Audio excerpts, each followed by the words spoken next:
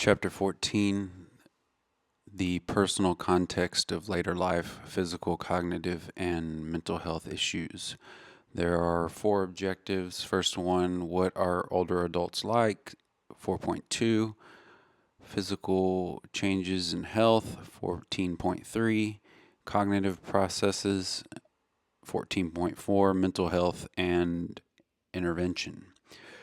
Here's the introduction. Stop. Before you read this chapter, do the following exercise. Take out a piece of paper and write down all the adjectives you can think of that describe aging in older adults, as well as the quote facts about aging that you know.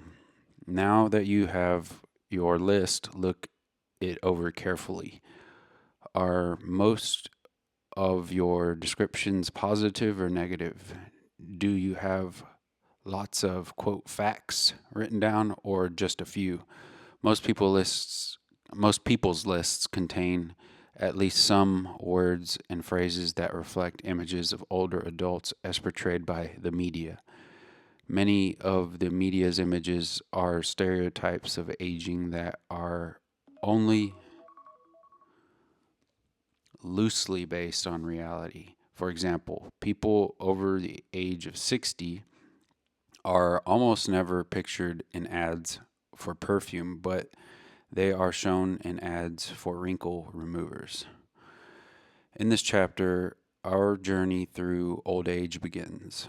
Our emphasis will be on physical and cognitive changes. To begin, we consider the key physical changes and health issues confronting older adults. Changes in cognitive abilities as well as interventions to help remediate the changes are discussed next. Finally, some well known mental health issues are considered, including depression, anxiety disorders, and Alzheimer's disease.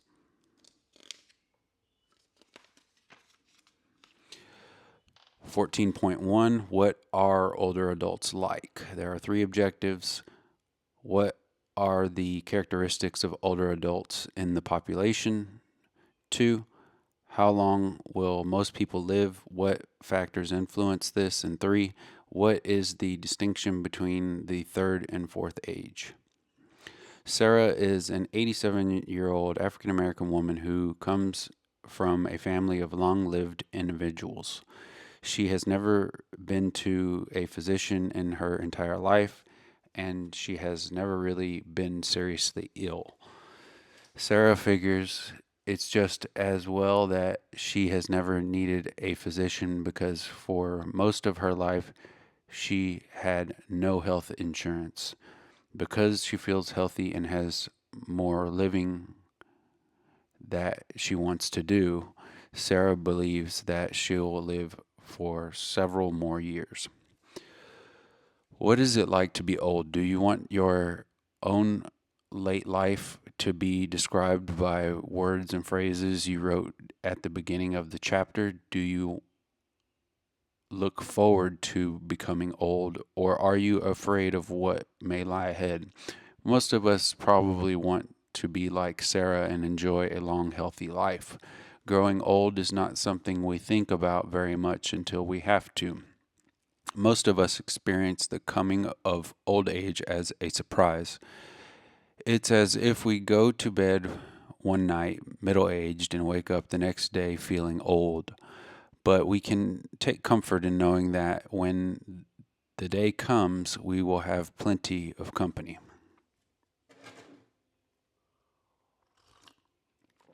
The demographics of aging. Did you ever stop to think about how many older adults you see in your daily life? Did you ever wonder whether your great grandparents had the same experience? Actually, you are privileged. There have never been as many older adults alive as there are now. So you see many more older people than your great grandparents or even your parents did. The proportion of older adults in the population is of industrialized countries has increased tremendously in this century, which is due mainly to better health care and lowering women's mortality rate during childbirth. People who study population trends, called demographers, use graphic technique called a population pyramid to illustrate these changes. Figure 14.1 shows population pyramids for both developed and developing countries combined around the world. Let's consider developed countries first. They're designated by the darker color in the figure. Notice the shape of the population pyramid in 1950, shown in the top panel on the figure. In the middle of the 20th century, there were fewer people over age 60 than under age 60. So the figure tapers toward the top. By 2011, the shape had begun to change as more older adults were still alive. Compared this to projections for 2050, and you can see that a dramatic change will occur in the number of people over 65.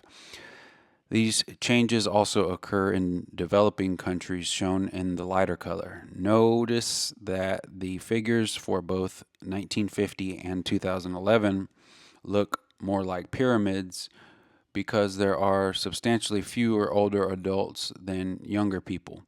But by 2050, the number of older adults in developing countries will also have increased dramatically, changing the shape of the figure. The rapid increase in the number of older adults and individuals over age 60 will bring profound changes to everyone's lives. Older adults are already a major marketing target and wield considerable political and economic power. In the United States, the sheer number of older adults will place enormous pressure on pension systems, especially Social Security, health care, especially Medicare, Medicaid, and long-term care, and other human services. The costs will be borne by smaller cohorts of tax-paying workers behind them.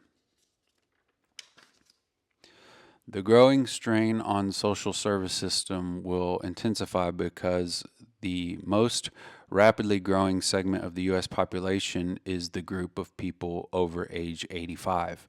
In fact, the number of such people will increase nearly 500% between 2000 and 2050, compared with about 50% increase in the number of 20 to 29-year-olds during the same period. As we will see in this chapter and in chapter 15, individuals over 85 generally need more assistance with daily living than do people under 85, further straining the healthcare system.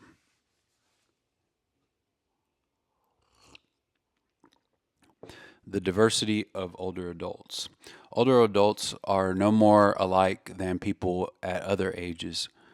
Older women outnumber older men in all ethnic groups in the United States, for reasons we will explore later.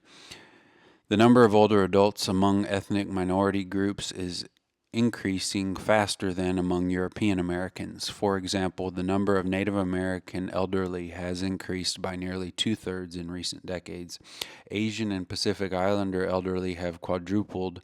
Older adults are the fastest growing segment of the African American population, and the number of Latino American elderly is also increasing rapidly. Projections for the future diversity of the U.S. population are shown in Figure 14.2. You should note that the very large increases in the number of Asian, Native, and Latino American older adults relative to European and African American older adults. Older adults in the future will be better educated too. At present, a little more than half of those over age 65 have only high school diploma or some college, and about 18% have a bachelor's degree or higher. By 2030, it's estimated that 85% will have a high school diploma and about 75% will have a college degree.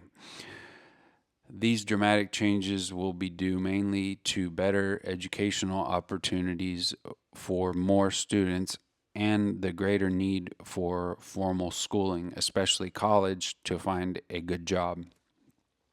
Also, better educated people tend to live longer, mostly because they have higher incomes, which they give them better access to good health care and a chance to follow healthier lifestyles.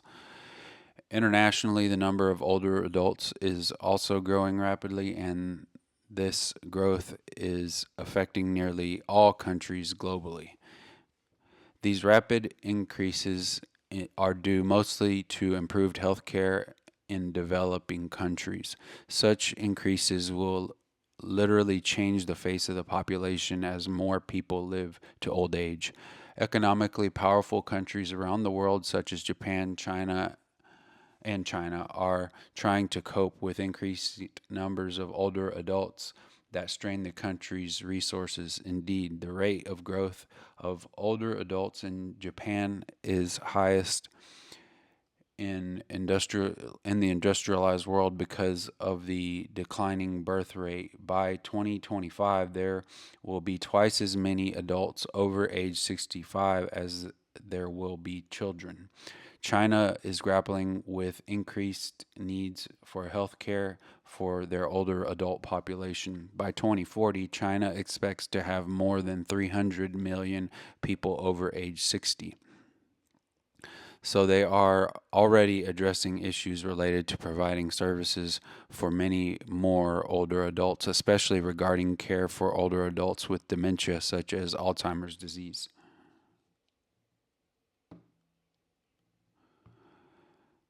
Japan, China, and the United States are not alone in facing increased numbers of older adults. As you can see in figure 14.3, many countries will have substantially more older adults in the population over the next few decades.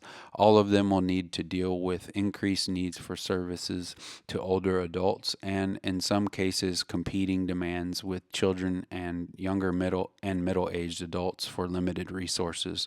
Even though the financial implications of an aging population are predictable, the United States and most other countries have done surprisingly little to prepare. For example, little research has been done on characteristics of older workers, even though mandatory retirement has been virtually eliminated for some time, on differences between the young old, which is ages 65 to 80, and the oldest old over age 80, or on specific healthcare needs of older adults with regard to chronic illness, despite a call for such work in the early 1990s.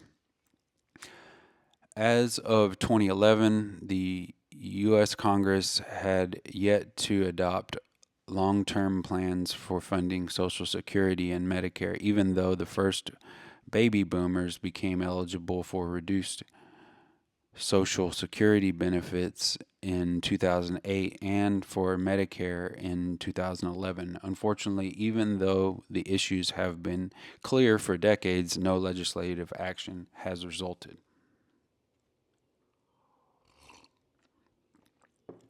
Longevity. The number of years a person can expect to live, termed longevity, is jointly determined by genetic and environmental factors. Researchers distinguish between three types of longevity: average life expectancy, useful life expectancy, and maximum life expectancy. Average life expectancy, or median life expectancy, is the age at which half of the people born in a particular year will have died. As you can see in figure 14.4, average life expectancy at birth for people in the United States increased steadily during the 20th century. This increase was due mainly to significant declines in infant mortality and in the number of women dying during childbirth, the elimination of major diseases such as smallpox and polio, and improvements in medical technology that prolong lives of people with chronic disease. Currently, average life expectancy at birth for American women is 80.4 years, and for men, it's 75.4. Useful life expectancy is the number of years that a person is free from debilitating chronic diseases and impairment. Ideally, the useful life expectancy would match the actual length of a person's life. However, medical technology sometimes enables people to live on for years, even though they may no longer be able to perform routine daily tasks. Accordingly, when making medical treatment decisions, people are now placing greater emphasis on useful life expectancy and less emphasis on the sheer number of years they may live. Maximum life expectancy is the oldest age to which any person lives. Currently, scientists estimate the maximum limit for humans is around 120 years, mostly because the heart and other key organ systems are limited in how long they can last without replacement. Genetic and environmental factors in longevity. We have known for some time that a good way to increase one's chances of a long life is to come from a family with a history of long-lived individuals. Researchers have suspected that this is due to, in large part, to genetic factors. One exciting line of contemporary research, the Human Genome Project, has mapped the basic human genetic code. This research and its spin-offs in microbiology, behavior genetics, and aging has produced some astounding results in terms of genetic linkages to both physical health and disease, with the promise of allowing even more people to reach old age in relatively good health. Some attempts are even being made to treat genetic diseases by implanting, quote, corrected genes in people in the hopes that the good genes will reproduce and eventually wipe out the defective genes. The fact that we can identify certain genetic markers of disease that affect longevity has important implications for families, such as whether they should have children and even whether they want to know their genetic makeup. Payoffs for such research are already helping us understand how increasing numbers of people are living to 100 or older. For example, genome studies of human aging are advancing our understanding of why longevity tends to run in certain families. Pearls and Terry showed that genetic factors play a major role in determining how well centenarians, or people over the age of 100, cope with disease. The oldest old are hardy because they have high threshold for disease and show slower rates of disease progression than their peers who develop chronic diseases at younger ages and die earlier. Although heredity is a major determinant of longevity, environmental factors also affect the lifespan. Some environmental factors are more obvious. Diseases, toxins, lifestyle, and social class are among the most important. Diseases such as cardiovascular disease and Alzheimer's disease and lifestyle issues such as smoking and exercise receive a great deal of attention from researchers. Environmental toxins encountered mainly as air and water pollution are a continuing problem. For example, toxins in fish, bacteria, and cancer-causing chemicals in drinking water and airborne pollutants are major agents in shortening longevity.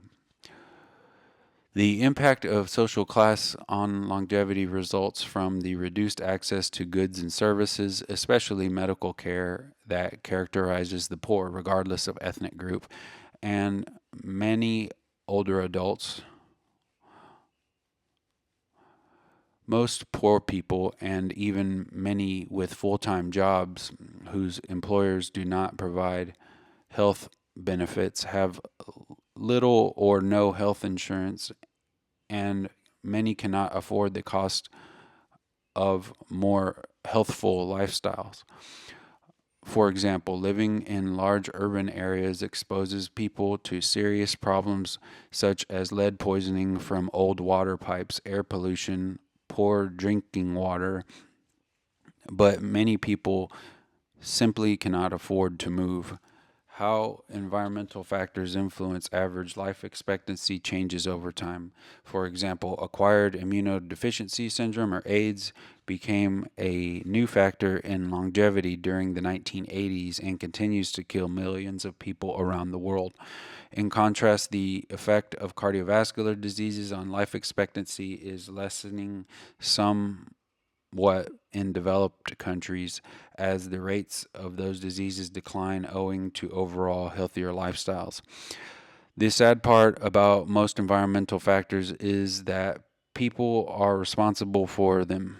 Denying adequate health care to everyone, continuing to pollute our environment, failing to address the underlying causes of poverty, and not living a healthy lifestyle have undeniable consequences. They needlessly shorten lives and dramatically increase the cost of healthcare.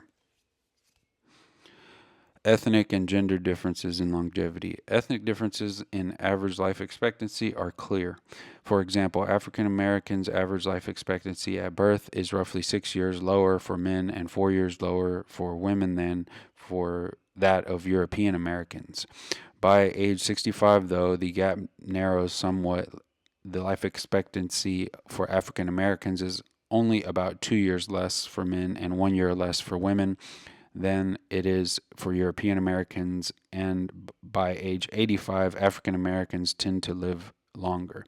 Perhaps because they do not typically have access to the same quality of care that European Americans usually do, and thus are at greater risk for disease and accidents. African Americans who survive to age 85 tend to be healthier than their European counterparts. Like Sarah, the 87-year-old woman in the vignette, they may have or they may well have needed little medical care throughout their lives. But this is not the whole story. For example, Latino Americans' average life expectancy exceeds European Americans at all ages, despite having, on average, less access to health care. A visit to a senior center or to a nursing home can easily lead to the question, where are all the very old men? The answer is that women tend to live longer. Women average longevity is about 5 years more than men's at birth, narrowing to roughly 1 year by age 85. The differences are fairly typical of most developed countries, but not of developing countries. Indeed, the female advantage in average longevity in the United States became apparent only in the early 20th century. Why? Until then, so many women died in childbirth that their average longevity as a group was reduced to that of men. Death in childbirth still partially explains the lack of female advantage in developing countries today.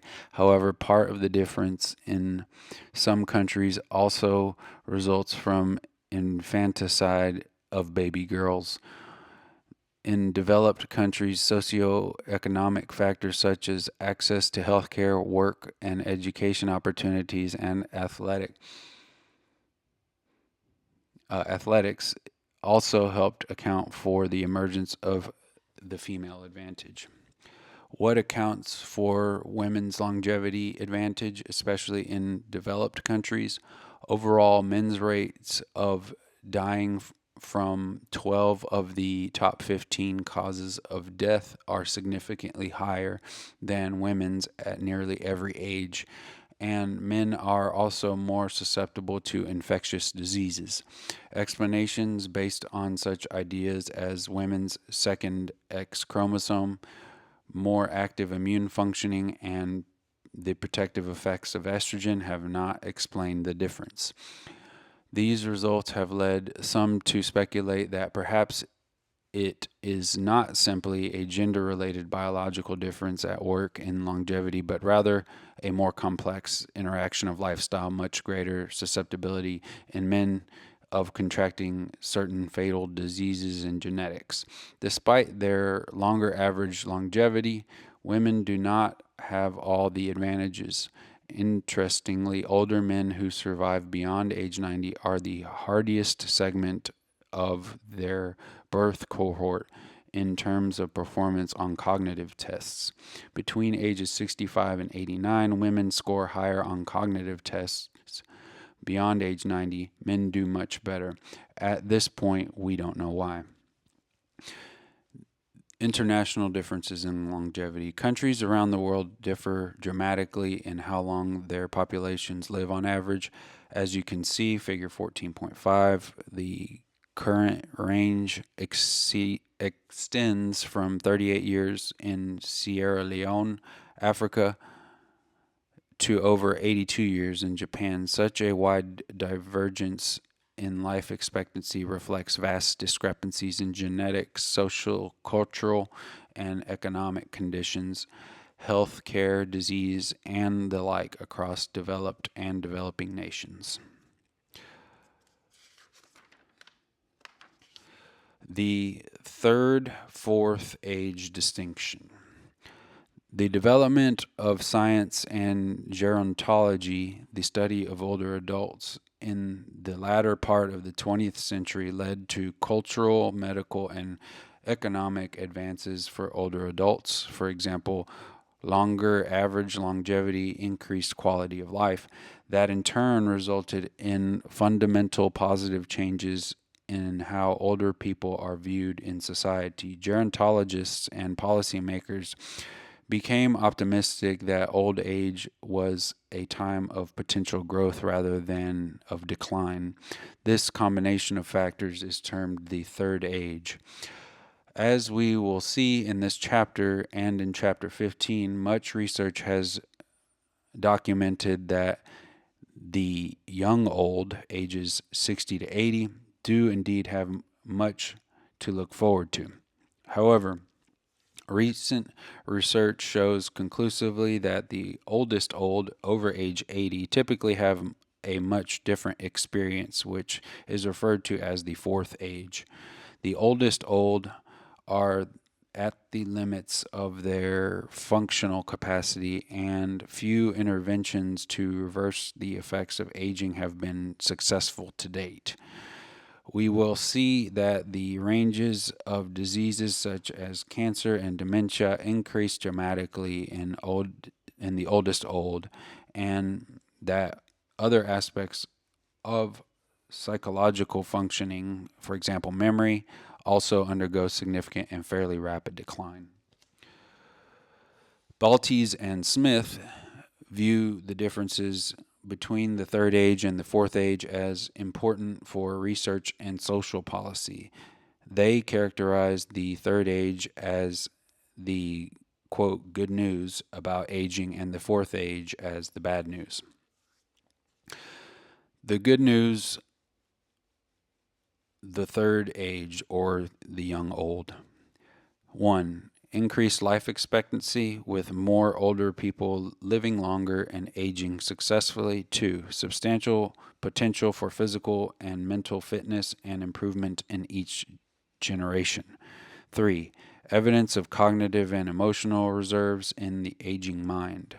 4. High levels of emotional and personal well-being. 6. Effective strategies to master the gains and losses of later life. The bad news, or the fourth age, the oldest old. 1. Sizable losses in cognitive potential and ability to learn. 2. Increases in the negative effects of chronic stress. 3. High prevalence of dementia, 50% in people over age 90, frailty, and multiple chronic conditions. 4. Problems with quality of life and dying with dignity. The third and fourth ages approach is grounded in the selective optimization with compensation model described in Chapter 1. The description of gains and losses in the third and fourth ages flows naturally from the lifespan perspective. As you proceed through this and the next chapter, keep the distinction between the third and fourth ages in mind. Note the different developmental patterns shown by the young old and oldest old. In Chapter 15, we will consider some of the social policy implications of the distinction. In the meantime, think about the issues raised in the What Do You Think feature. How long do you want to live?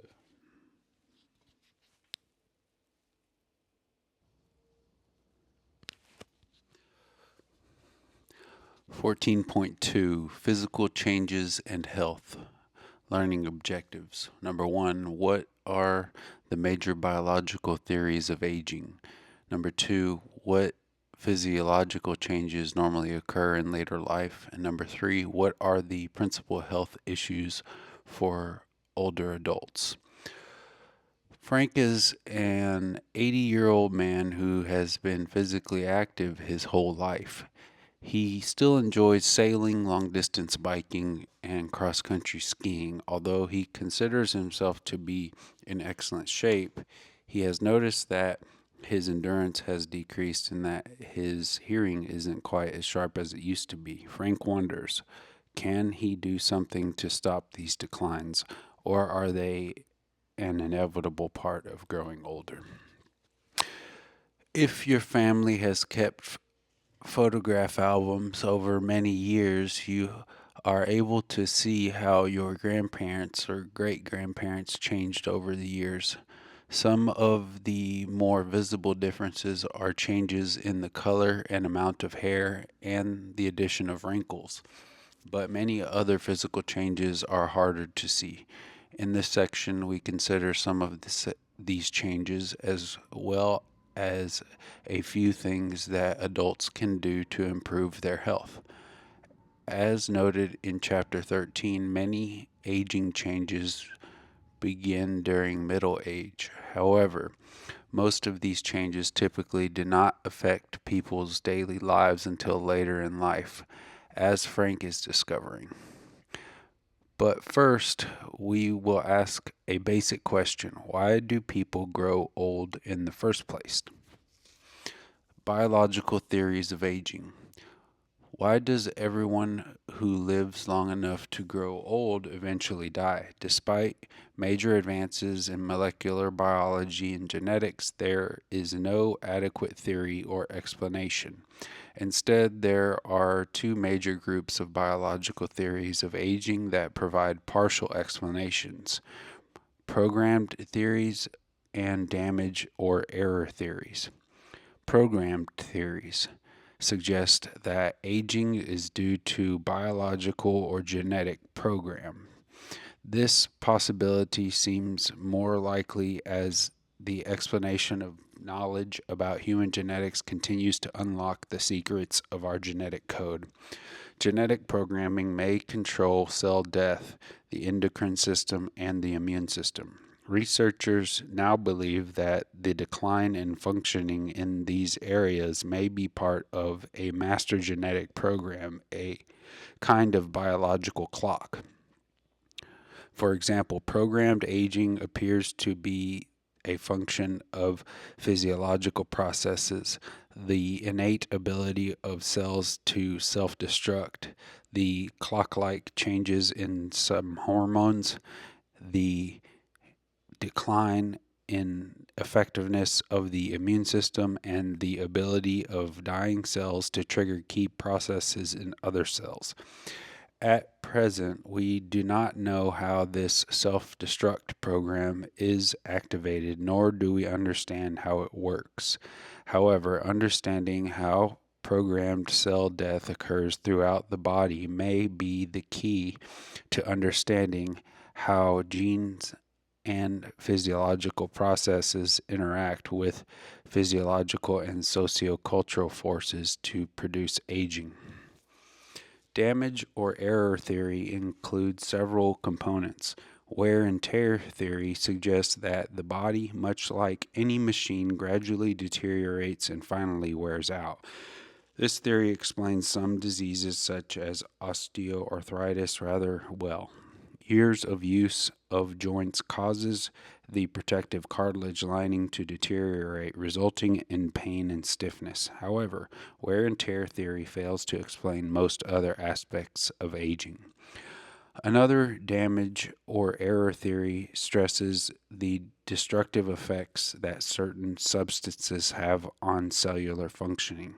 For example, some researchers believe that free radicals, chemicals produced randomly during normal cell metabolism and that bond easily to other substances inside cells, cause cellular damage that impairs functioning. According to this theory, aging is caused by cumulative effects of free radicals over the lifespan. Free radicals may play a role in some diseases such as atherosclerosis and cancer. The formation of free radicals can be prevented by substances called antioxidants.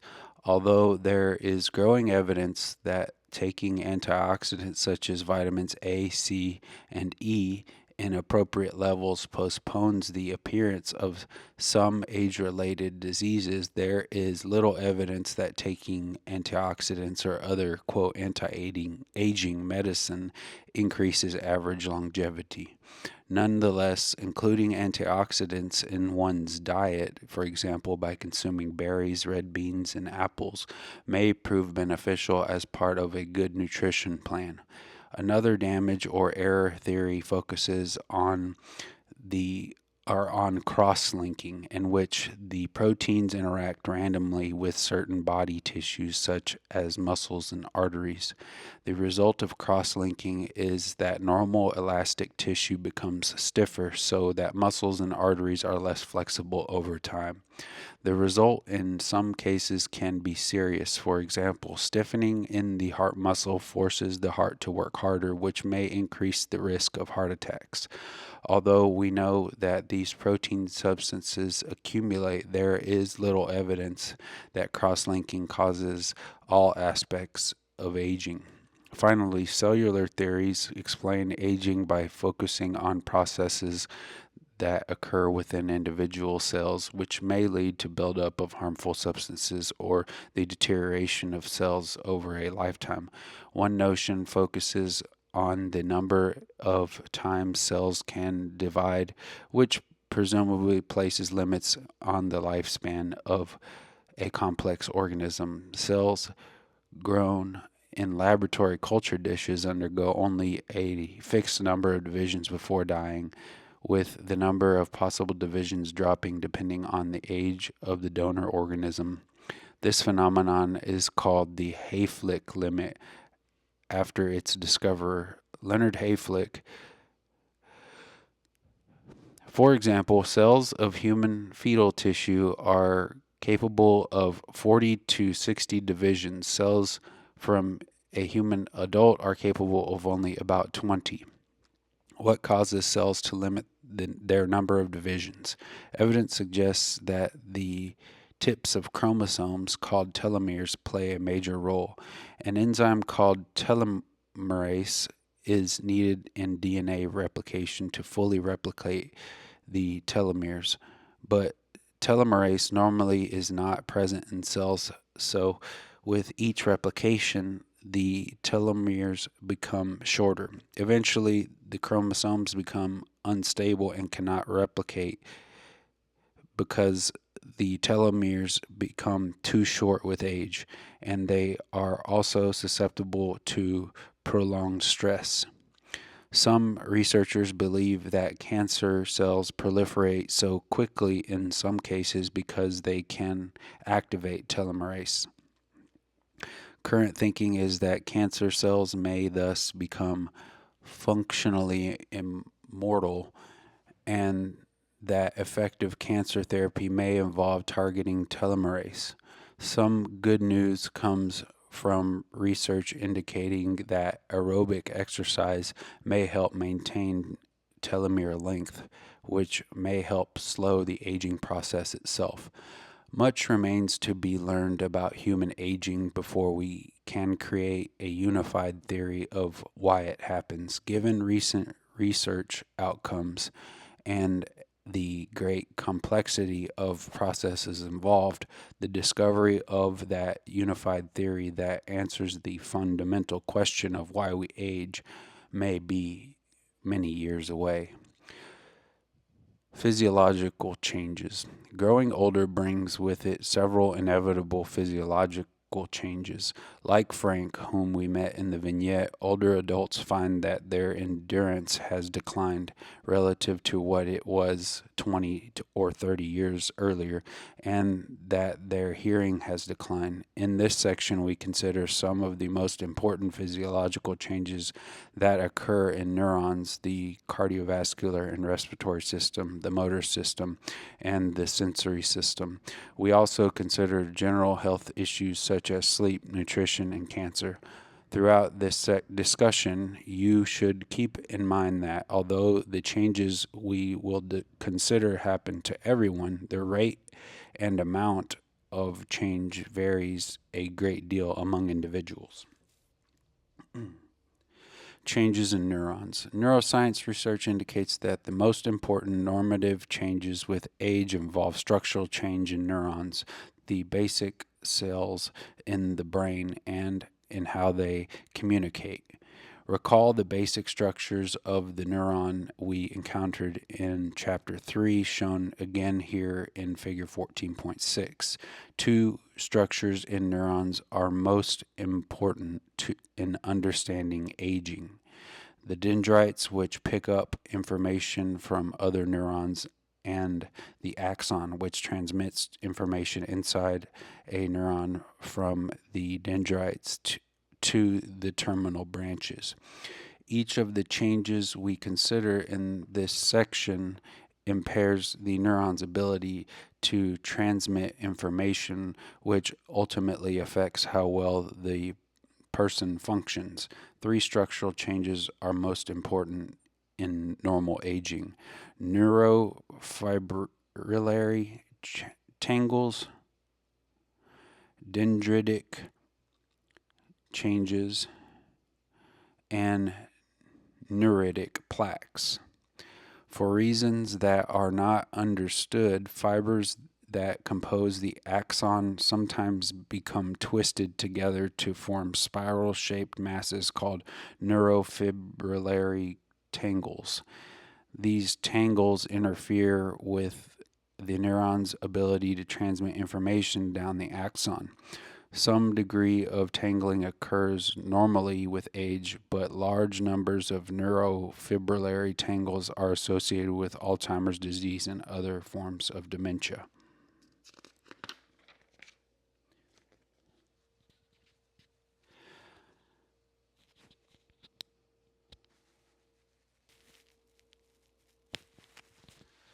Changes in the dendrites are more complicated. Some dendrites shrivel up and die, making it more difficult for neurons to communicate with each other and transmit information.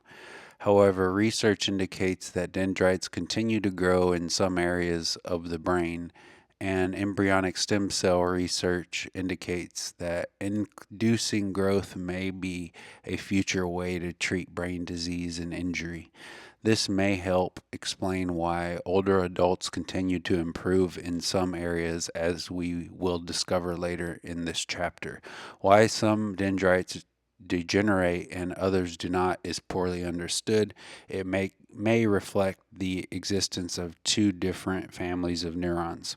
Damaged and dying neurons, sometimes called around a core protein, and produce neuritic plaques. It is likely that plaques interfere with normal functioning of healthy neurons. Although large numbers of plaques are considered a defining criteria of dementia, for example, Alzheimer's disease, researchers have not established an allowable number of plaques that indicate a healthy aging brain. As we will see later in the chapter, the current focus of many researchers is on understanding how plaques can be prevented or eliminated as ways to treat dementia. Because neurons do not physically touch each other, they must communicate via chemicals called neurotransmitters. With age, the levels of these neurotransmitters decline. These declines are believed to be responsible for numerous age-related behavioral changes, including those in memory and sleep, and perhaps for afflictions such as Parkinson's disease.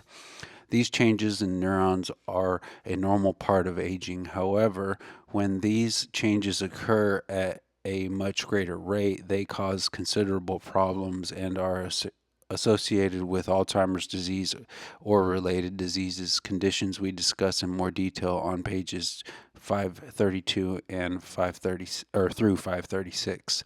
This point is important because it means that serious behavioral changes, for example, severe memory impairment, are not a result of normative age changes in the brain. Rather, they are indicators of disease.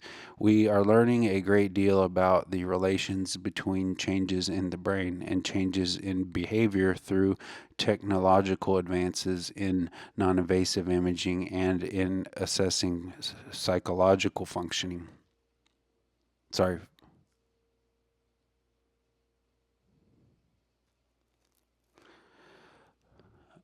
Neuroimaging is an important tool for understanding both normal and abnormal cognitive aging. Two neuroimaging techniques are used. One, structural neuroimaging provides highly detailed images of anatomical features in the brain. The most commonly used are X-rays, computerized tomography or CT scans, and magnetic resonance imaging or MRI. Two, functional neuroimaging provides an indication of brain activity but not high anatomic detail. The most commonly used are single photon emission computerized tomography or SPECT, position emission tomography or PET, functional magnetic resonance imaging or fMRI, and magnetoencephalography or multi-channel encephalography, and near-infrared spectroscopic imaging or NIRSI. In general, fMRI is the most commonly used technique in cognitive neuroscience research. These non-invasive imaging techniques, coupled with sensitive tests of cognitive processing, have shown quite convincingly that age-related changes in the brain are, at least in part, responsible for the age-related declines in cognition that we will consider later. Why these declines occur has yet to be discovered, although fMRI offers considerable promise in helping researchers unlock this mystery. Cardiovascular and respiratory systems. The incidence of cardiovascular disease such as heart attack, irregular heartbeat, stroke, and hypertension increases dramatically with age and is higher among African Americans. For example, only about 10% of adults aged 25 to 44 have hypertension compared with more than 50% of adults over age 65. However, the overall death rates from diseases have been declining over recent decades, mainly because fewer adults smoke cigarettes and many people have reduced the amount of fat in their diets. However, the death rate for some ethnic groups, such as African Americans, remains much higher because of poorer preventative health care and less healthy lifestyles due to lack of financial resources. Normative changes in the cardiovascular system that contribute to disease begin by young adulthood. Fat deposits are found in and around the heart and in the arteries. Eventually, the amount of blood that the heart can pump per minute will decline roughly 30% on average by the late 70s to 80s. The amount of muscle tissue in the heart also declines as it is replaced by connective tissue. There is also a general stiffening of the arteries due to calcification.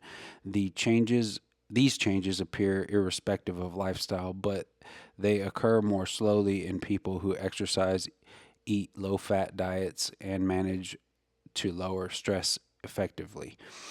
As people grow older, their chances of having a stroke increases. Strokes, or cerebral vascular accidents, or CVAs, are caused by interruptions in blood flow in the brain due to blockage or a hemorrhage in a cerebral artery. Blockages of arteries may be caused by clots or by deposits of fatty substances due to the disease atherosclerosis. Hemorrhages are caused by ruptures of the artery. CVAs are the leading cause of disability and the third leading cause of death in the United States. Research indicates that quick intervention and aggressive rehabilitation results in much better recovery. Older adults often experience transient ischemic attacks, or TIAs, which involve an interruption of blood flow to the brain and are often early warning signs of stroke. A single large cerebral vascular accident may produce serious cognitive impairment, such as loss of the ability to speak, or physical problems such as inability to move an arm. The nature and severity of the impairment in functioning a person experiences are usually determined by which specific area of the brain is affected. Recovery from a single stroke depends on many factors, including the extent and type of the loss and the ability of other areas of the brain to assume functions that were lost, and personal motivation. Numerous small cerebral vascular accidents can result in diseases termed vascular dementia. Unlike Alzheimer's disease, another form of dementia discussed later in this chapter, vascular dementia can have a sudden onset and may progress slowly. Typically, symptoms include hypertension, specific and extensive alterations on an MRI, and differential impairment on neuropsychological tests. The differential impairment refers to a pattern of scores showing some functions intact and others significantly below average. The tests assess the ability to establish or maintain a mental set, for example, remain focused on a particular task or situation, and visual imagery. And what clinicians look for are relatively higher scores on tests of delayed recognition memory.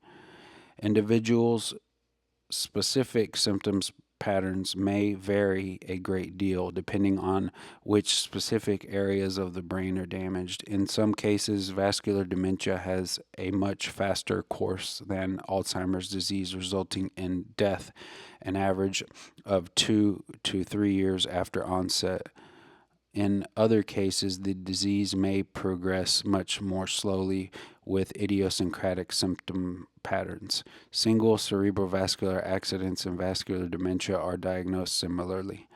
Evidence of damage may be obtained from diagnostic structural imaging, for example, CT scan or MRI, which provides pictures like the ones shown in figure 14.7 that is then confirmed by neuropsychological tests.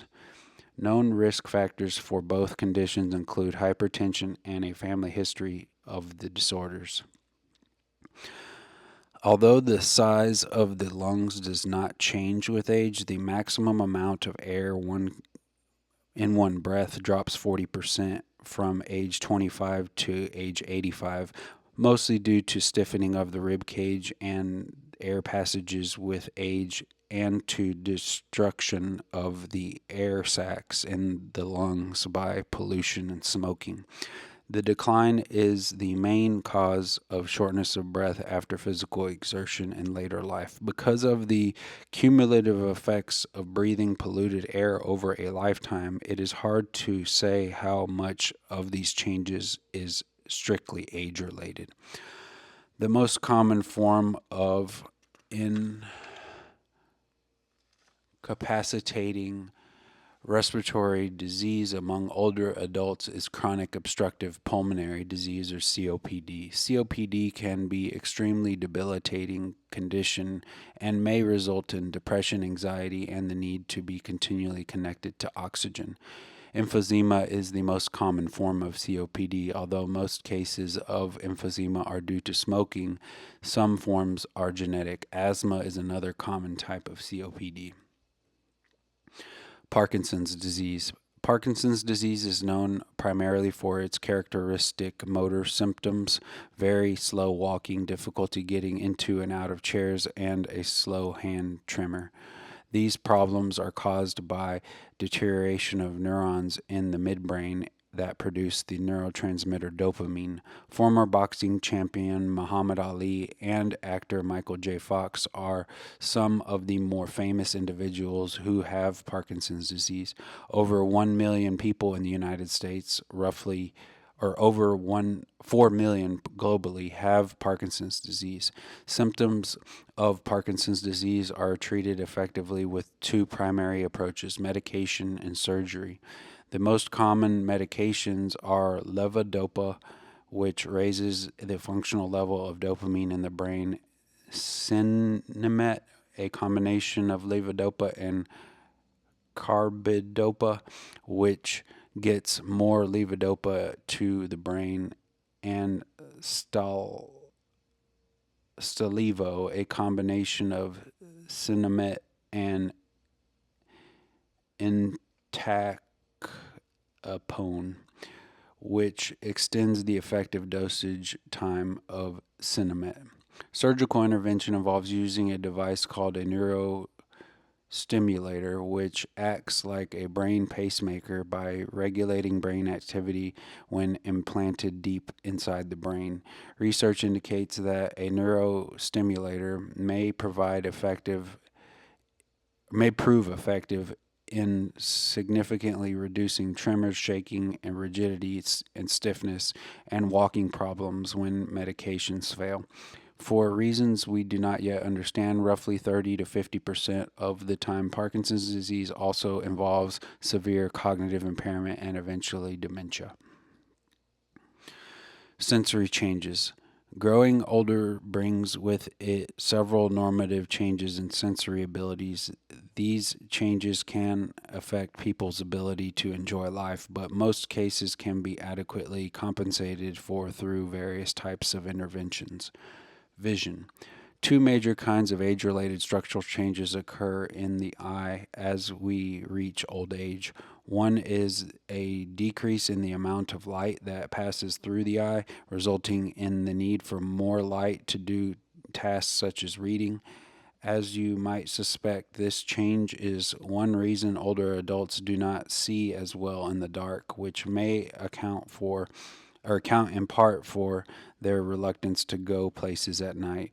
One possible logical response to the need for more light would be to increase illumination levels in general. However, this solution does not work in all situations because we also become increasingly sensitive to glare. The second major change is that our ability to adjust to changes in illumination, called adaptation, declines. Going from outside into a darkened movie theater involves dark adaptation. Going back outside involves light adaptation. Research indicates that the time it takes for both types of adaptation increases with age. These changes are especially important for older drivers who have more difficulty seeing after being confronted with headlights of an oncoming car. The other key structural changes involve the lens. As we grow older, the lens becomes more yellow, causing poor color discrimination in the green, blue, violet end of the spectrum, and the ability of the lens to adjust and focus declines as the muscles around it stiffen. This is called presbyopia, difficulty in seeing close objects clearly, necessitating either longer arms or corrective lenses. To complicate matters further, the time our eyes need to change focus from near to far and vice versa increases. This also poses a major problem in driving because drivers are constantly changing their focus from the instrument panel to other autos and signs on the highway. Other older drivers may miss important information because of their slower refocusing time. Besides these normative structural changes, some people experience diseases caused by abnormal structural changes. First, opaque spots called cataracts may develop in the lens, which limits the amount of light transmitted. Cataracts often are treated by surgical removal and use of corrected lenses. Second, the fluid in the eye may not drain properly, causing very high pressure. This condition is called glaucoma and can cause internal damage and vision loss. Glaucoma is fairly common disease in middle and late adulthood and is usually treated with eye drops. The second major family of changes in vision result from changes in the retina. The retina lines approximately 2/3 of the interior of the eye. The specialized receptor cells for vision, the rods and cones, are contained in the retina. They are most densely packed toward the rear and especially at the focal point of vision, a region called the macula. At the center of the macula is the fovea, where incoming light is focused for maximum accuracy, as when one is reading. With increased age, the probability of degeneration of the macula increases. Macular degeneration involves a progressive, irreversible destruction of receptors from any of a number of causes. The disease results in the loss of the ability to see details. For example, reading becomes extremely difficult, and television is often reduced to a blur. Roughly 1 in 5 people over age 75, especially smokers and European American women, have macular degeneration, making it the leading cause of functional blindness in older adults. The second age-related retinal disease is a byproduct of diabetes. Diabetes is accompanied by accelerated aging of the arteries, with blindness being one of the more serious side effects. Diabetic retinopathy, as this condition is called, can involve fluid retention in the macula, detachment of the retina, hemorrhage, and aneurysms. Because it takes many years to develop, diabetic retinopathy is more common among people who develop diabetes early in life. The combined effects of these structural changes in the eye create 2 other types of changes. First, the ability to see detail and to discriminate different visual patterns, called acuity, declines steadily between ages 20 and 60, with more rapid decline thereafter. Loss of acuity is especially noticeable at low light levels. Hearing. The age-related changes in vision we have considered can significantly affect people's ability to function in their environment. Similarly, age-related changes in hearing can also have this effect and interfere with people's ability to communicate with others. Hearing loss, especially for high-pitched tones, is one of the well-known normative changes associated with aging. A visit to any housing complex for older adults will easily verify this point. You will quickly notice that television sets and radios are turned up fairly loud in most of the apartments, but you don't have to be old to experience significant hearing problems. When it became difficult to hear what was being said to him, former President Bill Clinton obtained 2 hearing aids. He was 51 years old at the time, and he attributed his hearing loss to too many high school bands and rock concerts when he was young. His situation is far from unique. Loud noise is the enemy of hearing at any age. You probably have seen people who work in noisy environments such as factories and airports wearing protective gear on their ears so that they are not exposed to loud noise over extended periods of time. However, you can do serious damage to your hearing with short exposure to. In 1984, San Francisco punk rock bassist Kathy Peck, performing with her all female punk band, The Contractions, at the Oakland Coliseum, played so loud that she had to ringing in her ears for 3 days and suffered permanent hearing loss. As a result, she founded Hearing Education and Awareness for Rockers, or HEAR, shortly thereafter to educate musicians about the need to protect their ears. You don't need to be at a concert to damage hearing either. Using headphones or earbuds, especially at high volume, can cause the same serious damage and should be avoided. It is especially easy to cause hearing loss when headphones or earbuds if you wear them while exercising. The increased blood flow to the ear during exercise makes hearing receptors more vulnerable to damage. Because so many young people wear them with iPods and other devices, serious hearing problems may increase in frequency at much younger ages in the future. The cumulative effects of noise and normative age-related changes create the most common age-related hearing problem: reduced sensitivity to high-pitched tones, or presbycusis, which occurs earlier and more severely than the loss of sensitivity to low pitched tones. Research indicates that by their late 70s, roughly half of older adults have presbycusis. Men typically have greater loss than women, but this may be due to differential exposure to noisy environments. Hearing loss usually is gradual at first but accelerates during the 40s, a pattern seen clearly in figure 14.8.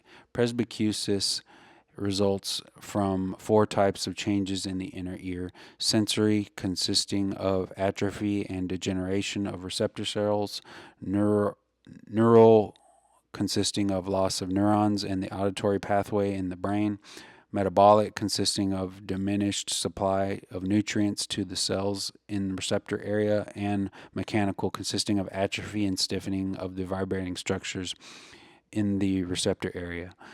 Knowing the cause of a person's presbycusis is important because the different causes have different implications for other aspects of hearing. Sensory presbycusis has little effect on other hearing abilities. Neural presbycusis seriously affects the ability to understand speech. Metabolic presbycusis produces severe loss of sensitivity to all pitches. Finally, mechanical presbycusis also produces loss across all pitches, but the loss is greatest for high pitches. Because hearing plays a major role in social communication, its progressive loss can have an equally important effect on social adjustment.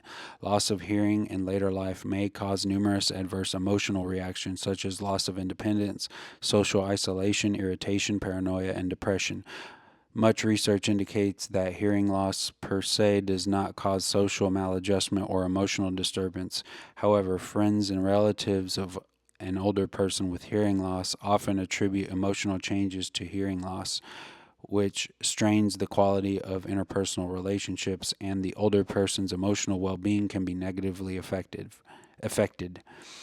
In fact, such problems often start with family and friends becoming impatient at having to repeat everything to the person with hearing loss. Thus, while hearing loss may not directly affect older adults' self-concept or emotions, it may negatively affect how they feel about interpersonal communication. By understanding hearing loss problems and ways to overcome them, those without hearing loss can play a large part in minimizing the effects of hearing loss on older people in their lives. Fortunately, many people with hearing loss can be helped through two types of amplification systems and cochlear implants. Along analog hearing aids are the most common and least expensive, but they provide the lowest quality sound. Digital hearing aids include microchips that can be programmed for different hearing situations. Cochlear implants do not amplify sound, rather, a microphone transmits sound to a receiver, which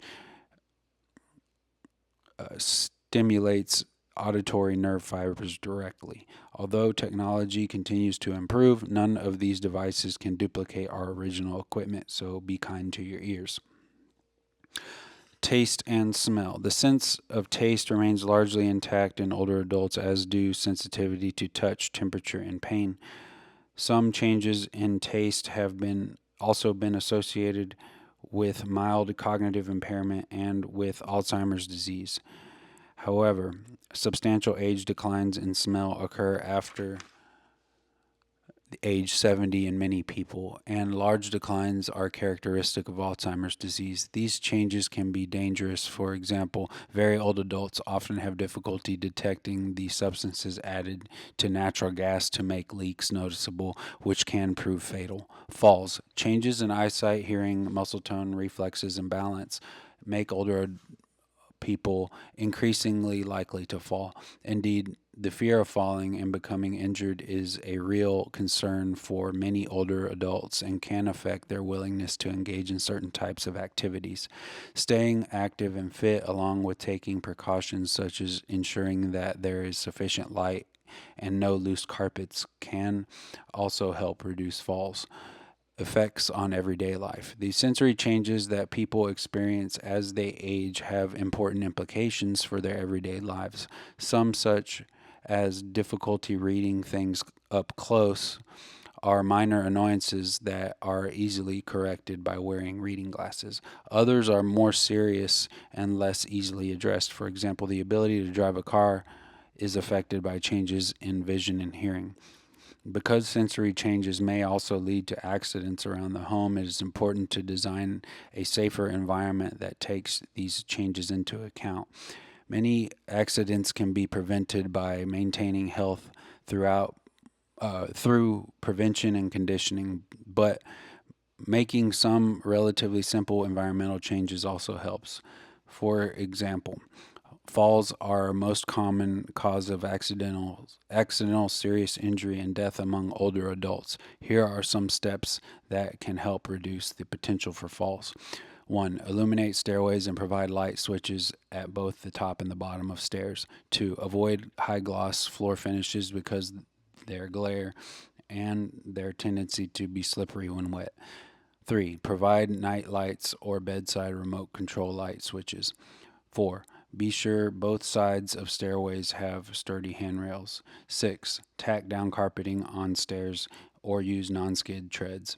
6. Remove throw rugs or area rugs that tend to slide on the floor. 7. Arrange furniture and other objects so that they are not obstacles. 8.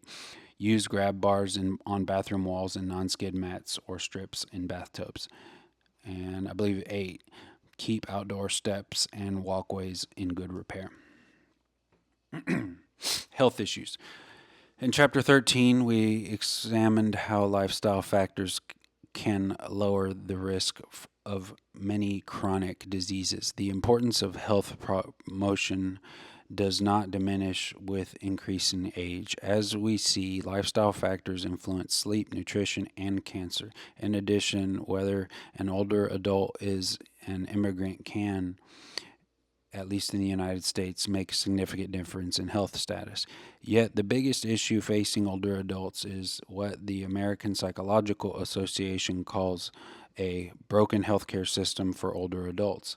The Healthy People 2020 initiative also documents the great need for better health care. Older adults are especially disadvantaged because of the system of insensitivity to multiple health conditions, fragmented care, and stereotyping ageism on the part of providers. Only when the healthcare system becomes better integrated with will overall care improve. Sleep. Older adults have more trouble sleeping than do younger adults, which is probably related to a decreased ability end quote, to sleep. Compared to younger adults, older adults report that it takes roughly twice as long to fall asleep, that they get less sleep on an average night, and they feel more negative effects following a night with little sleep. Some of these problems are due to mental health problems such as depression. Physical diseases such as heart disease, arthritis, diabetes, lung diseases, strokes, and osteoporosis, and other conditions such as obesity. Sleep problems can disrupt a person's circadian rhythm or sleep-wake cycle. Circadian rhythm disruptions can cause problems with attention and memory. Research shows that interventions such as properly timed exposure to bright light are effective in correcting circadian rhythm sleep disturbances. Nutrition.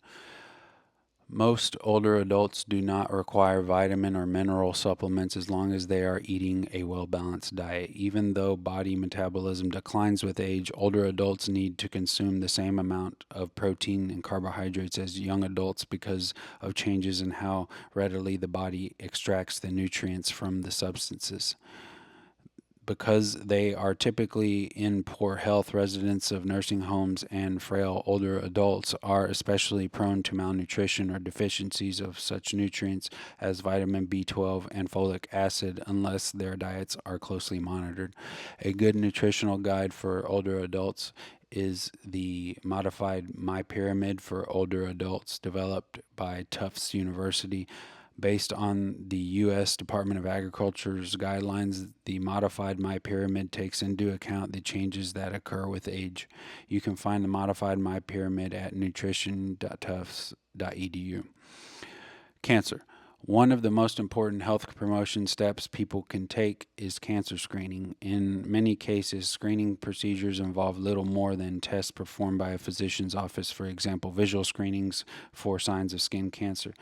At home, for example, breast self-exams, blood tests, for example, screening for prostate cancer, or x-rays, for example, mammograms.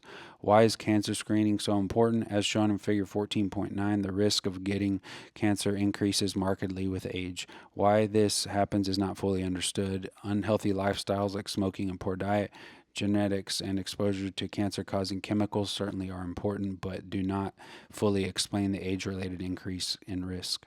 Early detection of cancer, even in older adults, is essential to maximize the odds of surviving, and survival rates for most cancers are improving. As our knowledge of the genetic underpinnings of some forms of cancer continues to increase, early detection and lifestyle changes will be increasingly important. Immigrant status. Whether an older adult was born in the United States or immigrated from another country affects health. Overall, immigrants in the U.S. face numerous barriers to obtaining adequate health care. However, these barriers largely do not exist in Canada.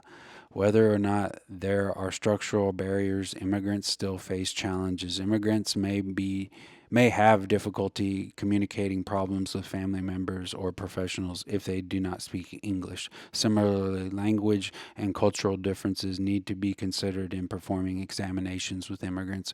Cultures vary regarding how comfortable people are about allowing strangers, like physicians, to examine them. And cultural differences can result in mislabeling or misdiagnosing problems. Research comparing the health status of immigrants and U.S.-born older adults shows that even when socioeconomic status is controlled, immigrants show poorer health than U.S.-born people with the same ethnic background. For example, Angel, Buckley, and Samato, it's a study. Higher rates of depression are reported among older immigrant Mexican Americans who are the least acculturated, which may indicate that language and other barriers affect not only physical health but mental health as well. One mitigating factor is when immigrants have an excellent relationship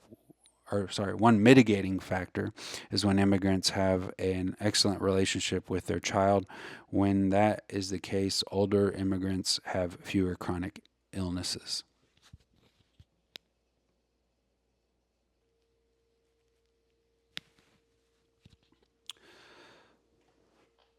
14.3 Cognitive Processes, Learning Objectives. What changes occur in information processing as people age? How do these changes relate to everyday life? What changes occur in memory with age? What can be done to remediate these changes? And last, what are creativity and wisdom? And how do they relate to age?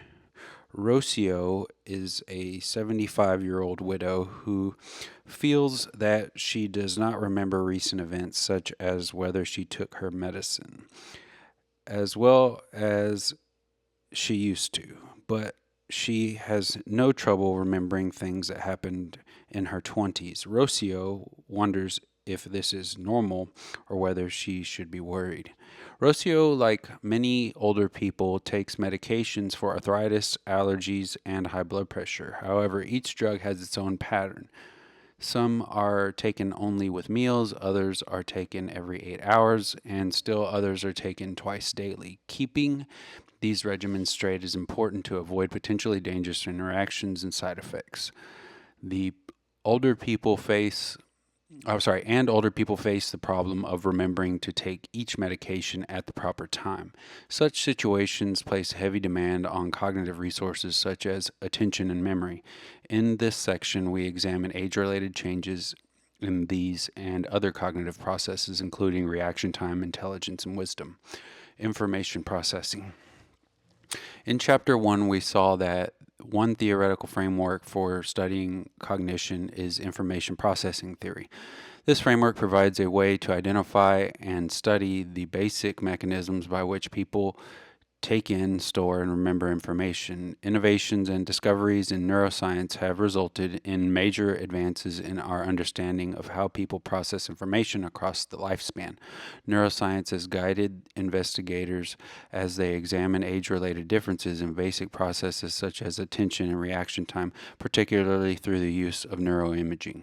Cognitive aging research using neuroimaging is based on two techniques. The first and older technique involves taking a resting image of the brain activity through magnetic resonance imaging, or MRI, or position emission tomography, or PET, and correlating that with the behavioral measure, such as memory for a list of words. The second and main approach involves using a task-related neuroimaging technique such as functional MRI to measure brain activity while the person is performing the cognitive task.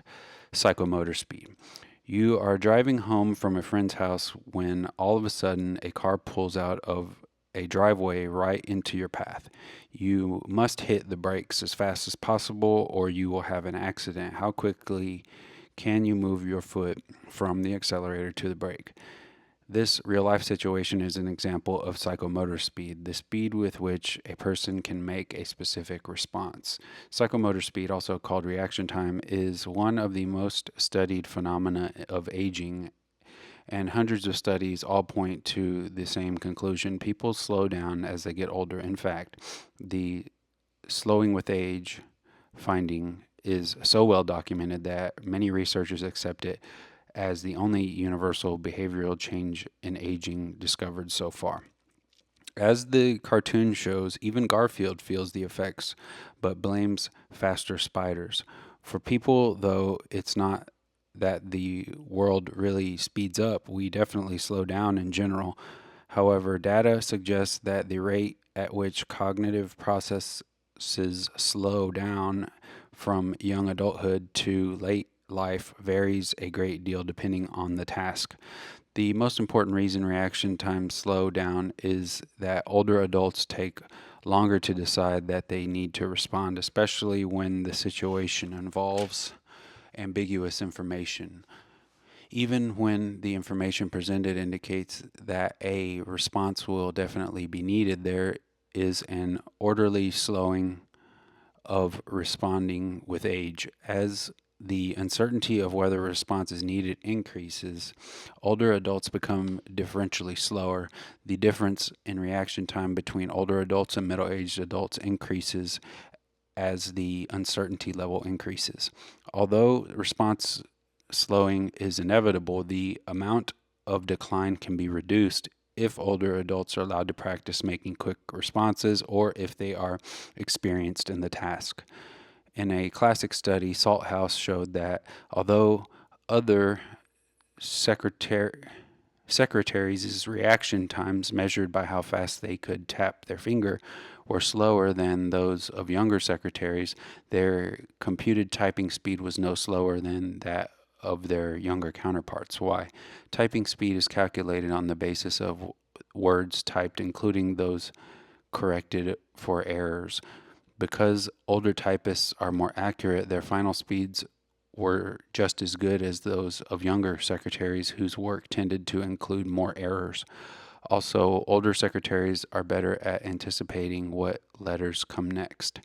Because psychomotor slowing is a universal phenomenon, researchers have argued that it may explain a great deal of the age differences in cognition, for example, the study by Salthouse. Indeed, psychomotor slowing is a very good predictor of cognitive performance, but there's a catch. The prediction is best when the task requires little effort. If the task requires more effort and is more difficult, then working memory, which we consider later, is a better predictor of performance. Also, exercise can mediate the effects of normative aging on cognitive slowing. Neuroscience has shed light on brain changes that may underline the decline in psychomotor speed. Kennedy and Raz summarize research using diffusion tensor imaging, or DTI, that documents declines in brain white matter, which aids in neural transmission, which in turn has been associated with measures of processing speed, among other things. Psychomotor slowing with age has also sparked considerable controversy concerning whether older adults should be allowed to drive. News headlines fuel the debate. For example, on July 16, 2003, an 86-year-old driver killed 10 people when he lost control of his car while driving through a farmer's market in Santa Monica, California. He reportedly confused his brake and gas pedals as he tried to stop. Also, a 70-year-old man injured 13 middle school students in Belmont, California in 2007. Especially in societies that promote individual independence and that also do not provide extensive public transportation systems, driving a car is necessary to accomplish many daily tasks such as purchasing food. However, as we have seen, age-related changes in vision, hearing, attention, and reaction time affect people's competence as drivers. Moreover, the number of older adults is rapidly increasing. As you can see in Figure 14.1, statistics compiled by the Insurance Institute for Highway Safety show that although the fatality rate for older drivers over the age of 75 has declined, it is higher than that for middle-aged adults. Research shows that higher fatality rate due to older drivers' age-related decline in key sensory, attentional, and psychomotor abilities. Experts agree that decisions about whether, quote, at-risk drivers should be allowed to continue driving must be based on the performance measures rather than age or medical diagnosis alone. Since the mid-1980s, researchers have been working to develop these diagnostic measures. Carlene Ball and her colleagues developed the Useful Field of View, or the UFOV measure, an area from which one can extract visual information in a single glance without turning one's head or moving one's eyeballs, which can easily be assessed via a personal desktop computer. A prototype assessment that can be used during normal driving has also been developed. The size of the UFOV is important. It may mean the difference between seeing a car running a stop sign or a child running out between two parked cars and not seeing such information. Clearly, seeing and not seeing may mean the difference between having an accident and avoiding one. The UFOV test simulates driving in that it demands quick processing of information, simultaneous monitoring of central and peripheral stimuli, and the extraction of relevant target stimuli from irrelevant background information while performing a task. Performance on the UFOV predicts driving performance. In fact, driving performance improves after training in how to expand one's UFOV. For example, people reduce the number of dangerous maneuvers made while driving. Other researchers have focused on alternative diagnostic methods. For example, Freud and colleagues showed that a new method of scoring, the quote clock drawing test, in which people reproduce various configurations of clock faces from memory, was a highly reliable predictor of how well older adults performed on a driving simulator. McKenna and colleagues reported that neuropsychological test battery was 85% accurate in predicting which of the over 70-year-old participants would fail on an on-road driving test. Researchers and clinicians alike agree that better testing of older drivers is needed. To assist states in adopting more uniform standards, the American Automobile Association created the AAA Roadwise Review Online, a tool to help seniors drive safely longer. The Roadwise Review is a screening tool developed by AAA and transportation safety researchers and validated in research. Designed to be administered online, the Roadwise Review assesses 8 key functional areas: leg strength and general mobility, head and neck flexibility, high contrast visual acuity, low visual acuity, working memory, visualization of missing information, visual search, and visual information processing speed. Drivers with significant loss in functional capabilities tested by Roadwise Review are 2 to 5 times more likely to cause motor vehicle crash than drivers without losses in these key safe driving abilities. You can find out more on the Roadwise Review website at seniorsdrive.org. Working memory.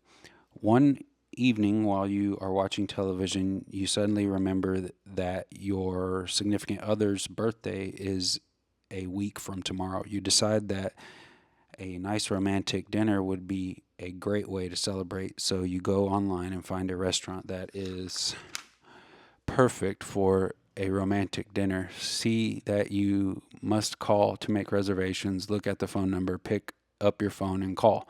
Remembering the number long enough to dial it successfully requires good working memory. Working memory involves the process and structures involved in holding information in mind and simultaneously using it to solve a problem, make a decision, perform some function, or learn new information. Working memory is an umbrella term for many similar short-term holding and computational processes related to a wide range of cognitive skills and knowledge domains. Working memory has relatively small capacity because working memory deals with information that is being used right at the moment.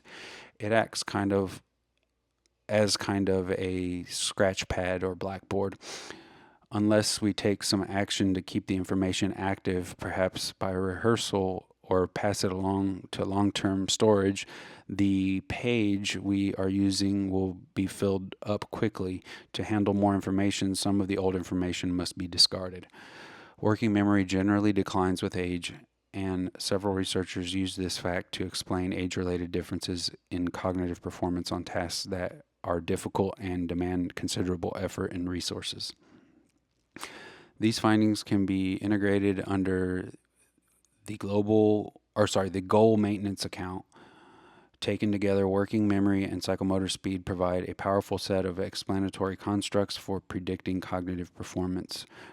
Neuroimaging studies reveal why these age differences occur. It turns out that both younger and older adults activate the prefrontal area of their brains, an area behind the forehead, during working memory tasks. But older adults activate more of it on easier tasks, and they also exhaust their resources sooner. In a sense, older adults have to devote more brain power to working memory than younger adults, so older adults run out of resources sooner, resulting in poor performance. Memory. Memory is power.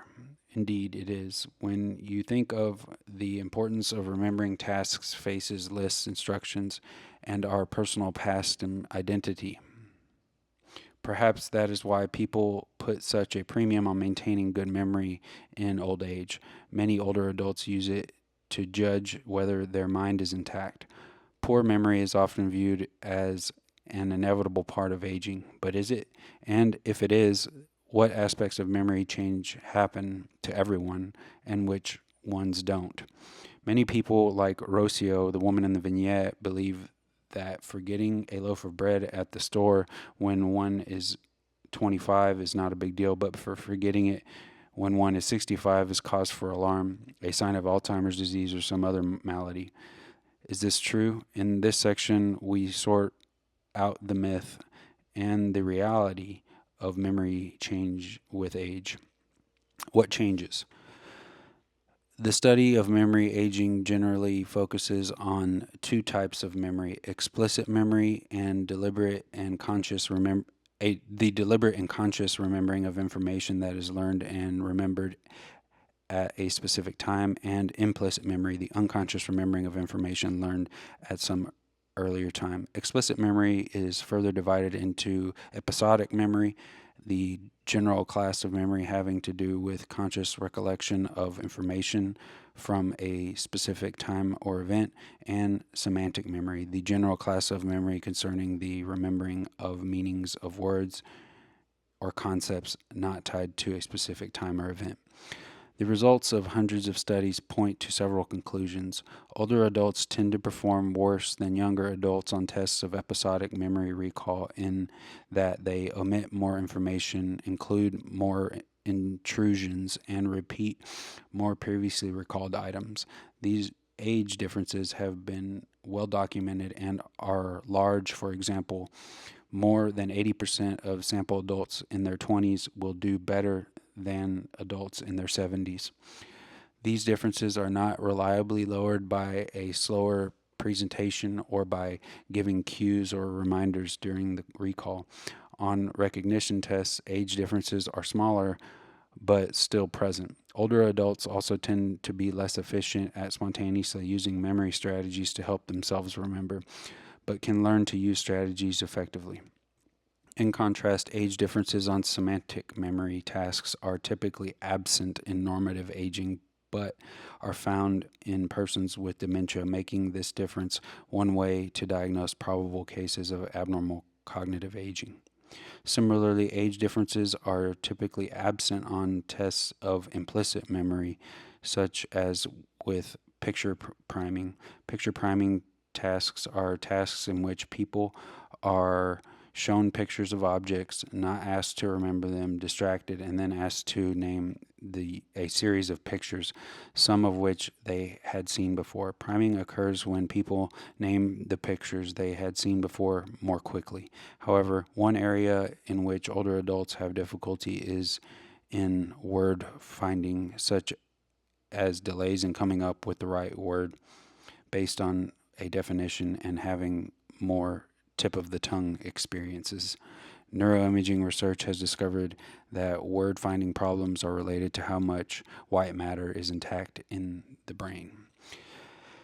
A final area of memory research concerns autobiographical memory, memory for events that occurred during one's life. An interesting phenomenon arises when the distribution of highly memorable autobiographical events across the lifespan is examined. Figure 14.11 shows that for both younger and older adults, vivid memories experienced between ages 10 and 30 are reported more often than those occurring after age 30. This same pattern holds when people are asked to name Academy Award winners, news stories, and teams that played in the World Series. It is possible that this earlier period of life has greater importance in defining oneself and thus helps people organize their memories. Older adults also tend to report fewer details from previous events than do younger adults. Interestingly, neuroimaging research indicates that similar brain processes underlie autobiographical, episodic, and semantic memory, all of which have to do with retrieving, quote, facts. In general, neuroscience research provides evidence that structural changes in the brain underlie changes in memory. Neuroimaging results show that the areas of the brain involved in encoding memories, for example, the hippocampus and medial temporal lobe, shrink in older adults, making it hard for them to get information stored properly. Older adults tend to activate their prefrontal cortex as a way to try to compensate, but their resources are limited, as we have seen. In sum, contrary to social stereotypes of broad-based decline in memory ability with age, research shows that the facts are more complex and related to underlying changes in the brain. Whether memory declines with age depends on the type of memory. When is memory change abnormal? The older man in the For Better for Worse cartoon voices a concern that many older adults have, that their forgetfulness is indicative of something much worse. Because people are concerned that memory failures may reflect disease, identifying true cases of memory impairing disease is extremely important. Differentiating normal and abnormal memory changes is usually accomplished through a wide array of tests that are grounded in research findings that document the various developmental patterns discussed previously. Such testing focuses on measuring performance and identifying declines in aspects of memory that typically do not change, such as tertiary memory, which is essentially long-term memory. Memory problems. Even if a decline is identified in an aspect of memory that is cause for concern, it does not automatically follow that there is a serious problem. A first step is to find out whether the memory problem is interfering with everyday functioning. When the memory problem does interfere with functioning, such as not remembering your spouse's name or how to get home, it is appropriate to suspect a serious abnormal underlying reason. Once a serious problem is suspected, the next step is to obtain a thorough examination. This should include a complete physical and neurological examination and a complete battery of psychological tests.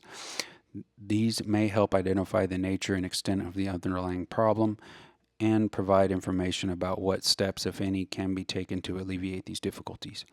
Neuroimaging can help sort out the specific type of problem or disease the individual may be experiencing. The most important point to keep in mind is that there is no magic number of times that a person must forget something before it becomes a matter of concern. Indeed, many memory impairing diseases progress slowly, and poor memory performance may only be noticed gradually over an extended period of time. The best course of action is to have a person examined. Only with complete and thorough testing can these concerns be checked appropriately. Remediating memory problems. Remembering Rocio, the person in the vignette who had to remember when to take several different medications. In the face of normal age-related declines, how can her problem be solved? Support programs can be designed for people to help them remember. Sometimes, like people like Rocio who are experiencing normal age-related memory changes need extra help because of the high memory demands they face. At other times, people need help because the memory changes they are experiencing are greater than normal.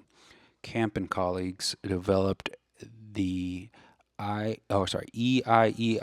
framework to handle both situations. The EIEIO framework combines two types of memory, explicit and implicit. The framework also includes two types of memory aids. External aids are memory aids that rely on environmental resources such as notebooks and calendars. Internal aids are memory aids that rely on mental processes such as imagery.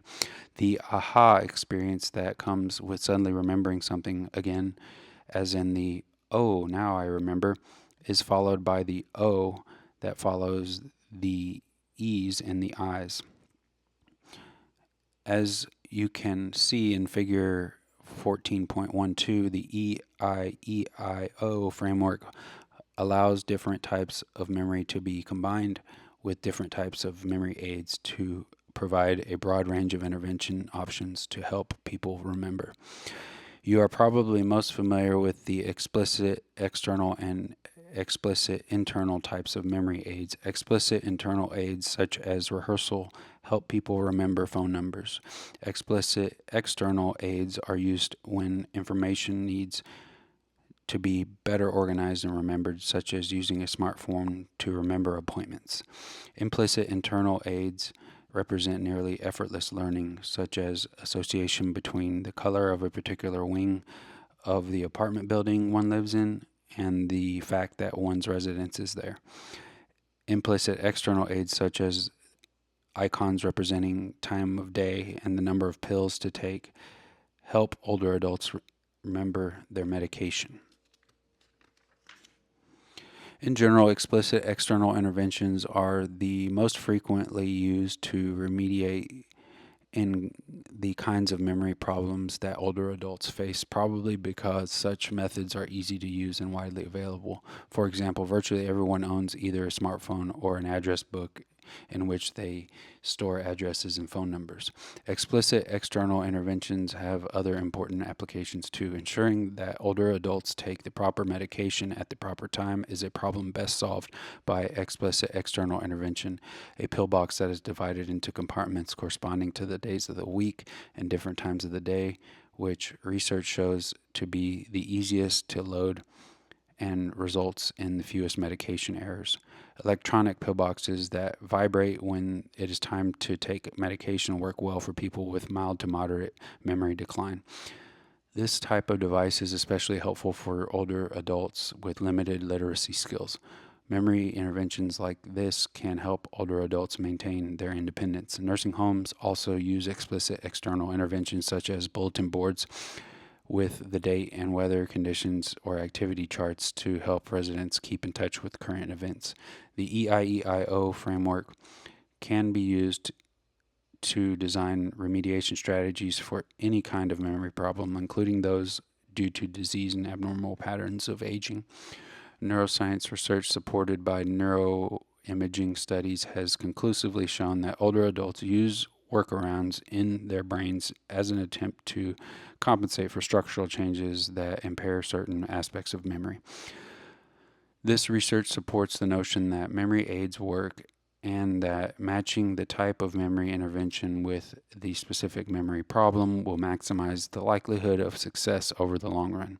Later, we will see how the EIEIO framework provides insight into how people with Alzheimer's disease can be helped to improve their memory. In the meantime, see how many different categories of memory interventions you can discover.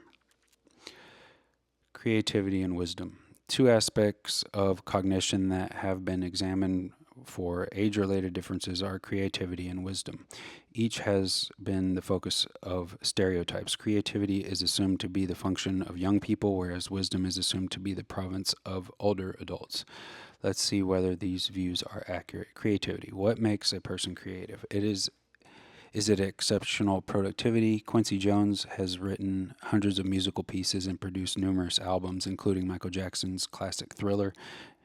Diego Rivera painted hundreds of pictures, and Thomas Edison had 1,093 patents, still the record for one person. But Gregor Mendel had only 7 scientific papers, yet he endures as a major figure in the history of genetics. Lao Tzu is remembered mostly for one work, the enduring Tao Te Ching. Does creativity mean having a career marked by precocity and longevity? Wolfgang Goethe wrote poetry as a teenager, a best-selling novel in his 20s, popular plays in his 30s and 40s, part 1 of Faust at 59 and part 2 at 83. But others are, quote, early bloomers and decline thereafter, whereas still others are relatively unproductive early and are late bloomers. Researchers define creativity in adults as the ability to produce work that is novel, high in demand, and task appropriate. Creative output in terms of the number of creative ideas a person has or the major contributions a person makes varies across the adult lifespan and across disciplines. When considered as a function of age, the overall number of creative contributions a person has in Western culture tends to increase through one's 30s, peak in the early 40s, and decline thereafter. See Figure 14.13, analysis focusing on non-Western topics such as Japanese ukiyo-e printmakers find similarly shaped developmental functions. The age-related decline does not mean that people stop being creative altogether. Rather, it means that older people produce fewer creative ideas than when they were younger. In fact, the age at which people trade major creative contributions, such as research that resulted in winning a Nobel Prize, increased throughout the 20th century. The fact that creativity never stops is illustrated in the Real People feature. Exciting new neuroimaging research is supporting previous research that one's most innovative contribution tends to happen most often during the 30s and 40s, as well as showing that creative people's brains are different. This new research shows that white matter brain structures that connect distant brain regions and coordinate the cognitive control of information among them are related to creativity and more apparent in creative people. This research supports the belief that creativity involves connecting disparate ideas in new ways, as different areas of the brain are responsible for processing different kinds of information. Because white matter tends to change with age, this finding also suggests that there's underlying brain maturation reasons why innovative thinking tends to occur most often during the young adulthood and early middle age. Taken together, the analyses provide a powerful model for explaining individual differences in creating output across adulthood. The trend is clear. Across a variety of disciplines, one's most innovative creative output peaks during late young adulthood and early middle age and declines thereafter. This may help explain why senior researchers include many younger scholars in their work. The senior scholar can provide the overall context of the problem under the study, while the younger researchers may provide continuous flow of innovative ideas. Wisdom. For thousands of years, cultures around the world have greatly admired people who were wise. Tales of wise people, usually older adults, have been passed down from generation to generation to teach lessons about important matters of life and love. What is it about these truths that make someone who knows them wise? From a psychological perspective, wisdom has been viewed from three main aspects: the orchestration of mind and virtue, involving the ability to solve difficult real-world problems; post-formal thinking, and action-oriented knowledge acquired without direct help from others that allows people to achieve goals they value. The growing body of research has been examining these aspects.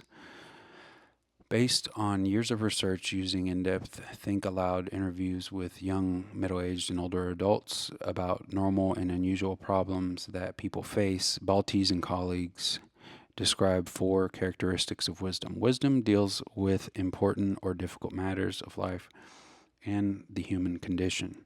Wisdom is truly superior knowledge, judgment, and advice. Wisdom is knowledge with extraordinary scope, depth, and balance that is applicable to specific situations. Wisdom, when used, is well intended and combines mind and virtue or character.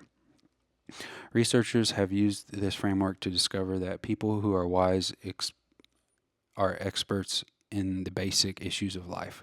Wise people know a great deal about how to conduct life, how to interpret life events, and what life means. Kuhns refers to this as strengths, knowledge, and understanding learned only by living through the easier stages of life. Research studies indicate that, contrary to what many people expect, there is no association between age and wisdom.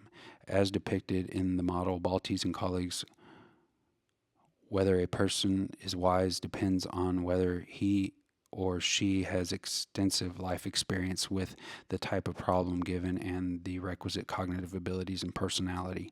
Thus, wisdom could be related to crystallized intelligence, knowledge that builds over time and through experience.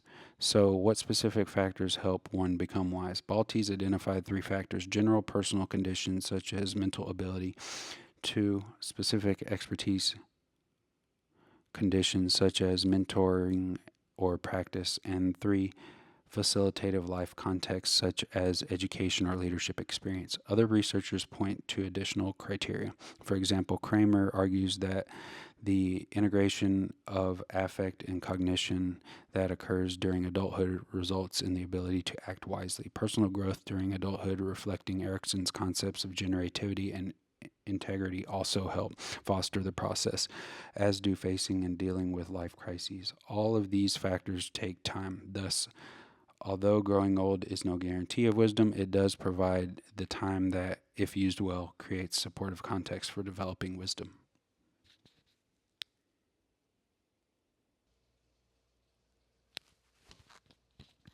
(14.4) Mental health and intervention learning objectives. There are three. First one, how does depression in older adults differ from depression in younger adults? How is it diagnosed and treated? 2. How are anxiety disorders treated in older adults? 3. What is Alzheimer's disease? How is it diagnosed and managed? What causes it? Mary lived by herself for 30 years after her husband died. For all but the last 5 years or so, she managed very well. Little by little, family members and friends began noticing that Mary wasn't behaving quite right. For example, her memory slipped. She sounded confused sometimes. Her moods changed without warning. Her appearance deteriorated. Some of her friends attribute these changes to the fact that Mary is in her 80s, but others wonder whether this is something more than normal aging. Suppose Mary is a relative of yours. How would you deal with the situation? How would you decide whether her behavior is normal? What would you do to try to improve Mary's life? If Mary has a serious disease like Alzheimer's disease, we'll consider interventions that might help later in this section. Every day, families turn to mental health professionals for help dealing with the psychological problems of their aging relatives. Unfortunately, myths interfere with the appropriate mental health diagnoses and interventions for older adults. For example, many people mistakenly believe that nearly all older adults are either depressed, demented, or both. When they observe older adults behaving in these ways, they take no action because they believe that nothing can be done. In this section, we will see that such beliefs are wrong. Only a minority of older adults have mental health problems, and most such problems respond to therapy. Sometimes these problems manifest themselves differently in younger and older adults, so we need to know what to look for. Accurate diagnosis is essential. Let's examine some of the most commonly occurring and widely known disorders: depression, anxiety disorders, and Alzheimer's disease. Depression. Most people feel down or sad from time to time, perhaps in reaction to a problem at work or in one's relationships. But does this mean that most people are depressed? How is depression diagnosed? Are there age-related differences in symptoms examined in diagnosis? How is depression treated?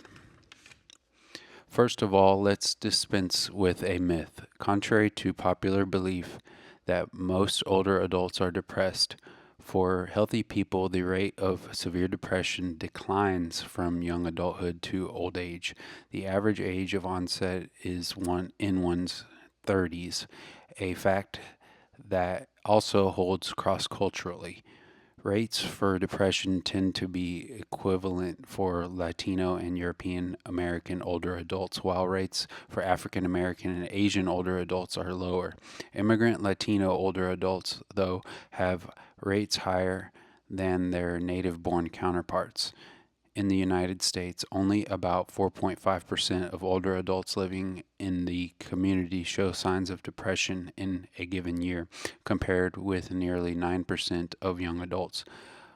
But this figure raises to over 13% among those who require home health care. For those people who do experience depression, let's examine its diagnosis and treatment.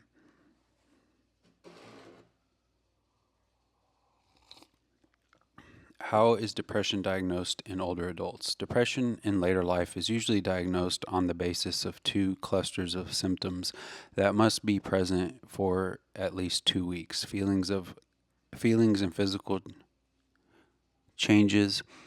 Feelings and physical changes. As with younger people, the most prominent symptom of depression in older adults is feeling sad or down, termed dysphoria. But whereas younger people are likely to label these feelings directly as, quote, feeling depressed, older adults may refer to them as feeling helpless or in terms of physical health, such as feeling tired. Older adults are also more likely than young people to appear apathetic and expressionless, to confine themselves to bed, to neglect themselves, and to make derogatory statements about themselves. The second cluster of symptoms includes physical changes such as loss of appetite, insomnia, and trouble breathing. In young people, these symptoms usually indicate an underlying psychological problem, but in older adults, they may simply reflect normal age-related changes. Thus, older adults' physical symptoms of depression must be evaluated very carefully. Memory problems are also a common long-term feature of depression in older adults. An important step in diagnosis is ruling out other possible causes for the symptoms. For example, other physical health problems, neurological disorders, medication side effects, metabolic conditions, and substance abuse can all cause behaviors that resemble depression. For many minorities, immigration status and degree of acculturation and assimilation are key factors to consider, as is the stress from multiple roles. For example, Native American custodial grandparents show more symptoms of depression than their European American counterparts. An important criterion to be established is the symptoms interfere with daily life. Clinical depression involves significant impairment in daily living. What causes depression? There are two main schools of thought about the causes of depression. One focuses on biological and physiological processes, particularly on imbalances of specific neurotransmitters in ways that parallel other diseases. Because most neurotransmitter levels decline with age, some researchers believe that depression in later life is likely to be a biochemical problem. The general view that depression has a biochemical basis underlies current approaches to drug therapies discussed a bit later. The second view focuses on psychosocial forces such as loss and internal belief systems. Although several types of loss have been associated with depression, including loss of a spouse, a job, or good health, it is how a person interprets a loss rather than the event itself that causes depression. In this approach, internal belief systems, or what one tells oneself about why certain things are happening, are emphasized as the cause for depression. For example, experiencing an unpredictable and uncontrollable event such as death of a spouse may cause depression if you believe it happened because you are a bad person. People who are depressed tend to believe that they are personally responsible for all the bad things that happen to them, that things are unlikely to get better, and that their whole life is in shambles. Gatz takes a comprehensive view that depression depends on the balance between biological dispositions, stress, and protective factors. Developmentally, biological factors become more important with age, while stress factors diminish in importance. But given the changes in neurotransmitters with age and increases in losses, one would predict an age related increase in depression. That's not what happens. So it is protective factors such as coping skills learned through experience that may help explain why the rate of depression decreases across the adult lifespan. How is depression treated in older adults? Regardless of how severe depression is, people benefit from treatment, often through a combination of medication and psychotherapy.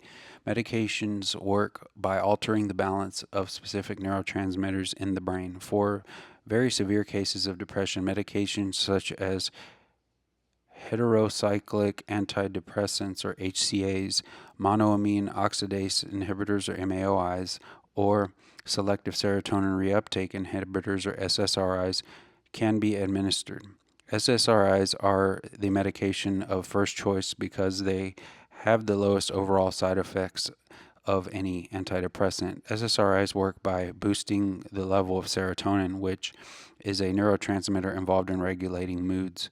One of the SSRIs, Prozac, has been the subject of controversy because it has been linked in some cases to serious side effect of high levels of agitation. Other SSRIs, such as Zoloft, appear to have fewer adverse reactions on average. Typically, sexual dysfunction, headache, insomnia, and agitation, but Surzone has been associated with serious liver side effects in some patients. If SSRIs are not effective, the next family of medications are HCAs. However, HCAs cannot be used if the person is also taking medications to control hypertension or has certain metabolic conditions. As a last resort, MAOIs may be used, but MAOIs cause dangerous, potentially fatal interactions with foods such as cheddar cheese, wine, and chicken liver containing tyramine or dopamine.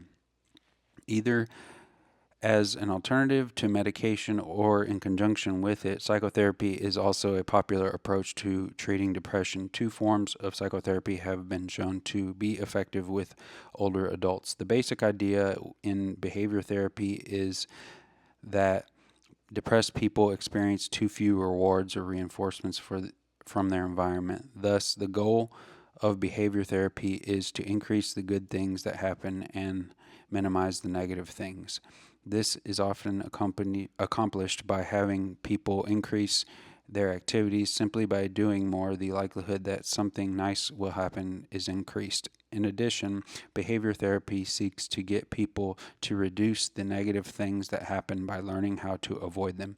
The net increase in positive events and net decrease in negative events comes about through practice and homework assignments during the course of therapy, such as going out more or joining a club to meet new people.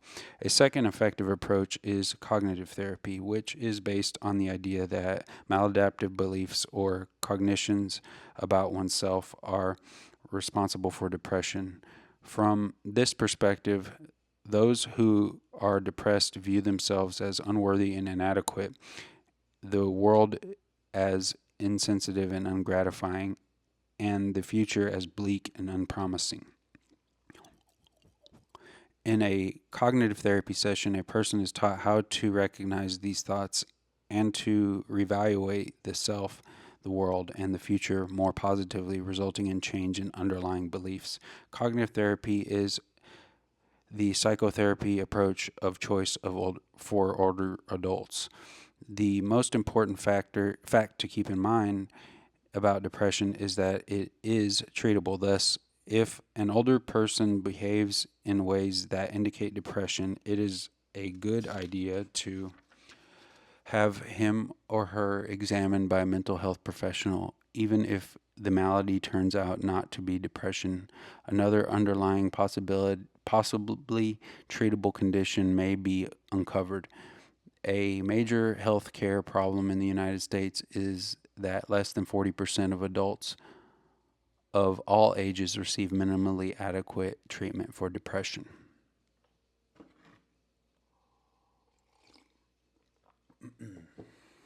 Anxiety disorders.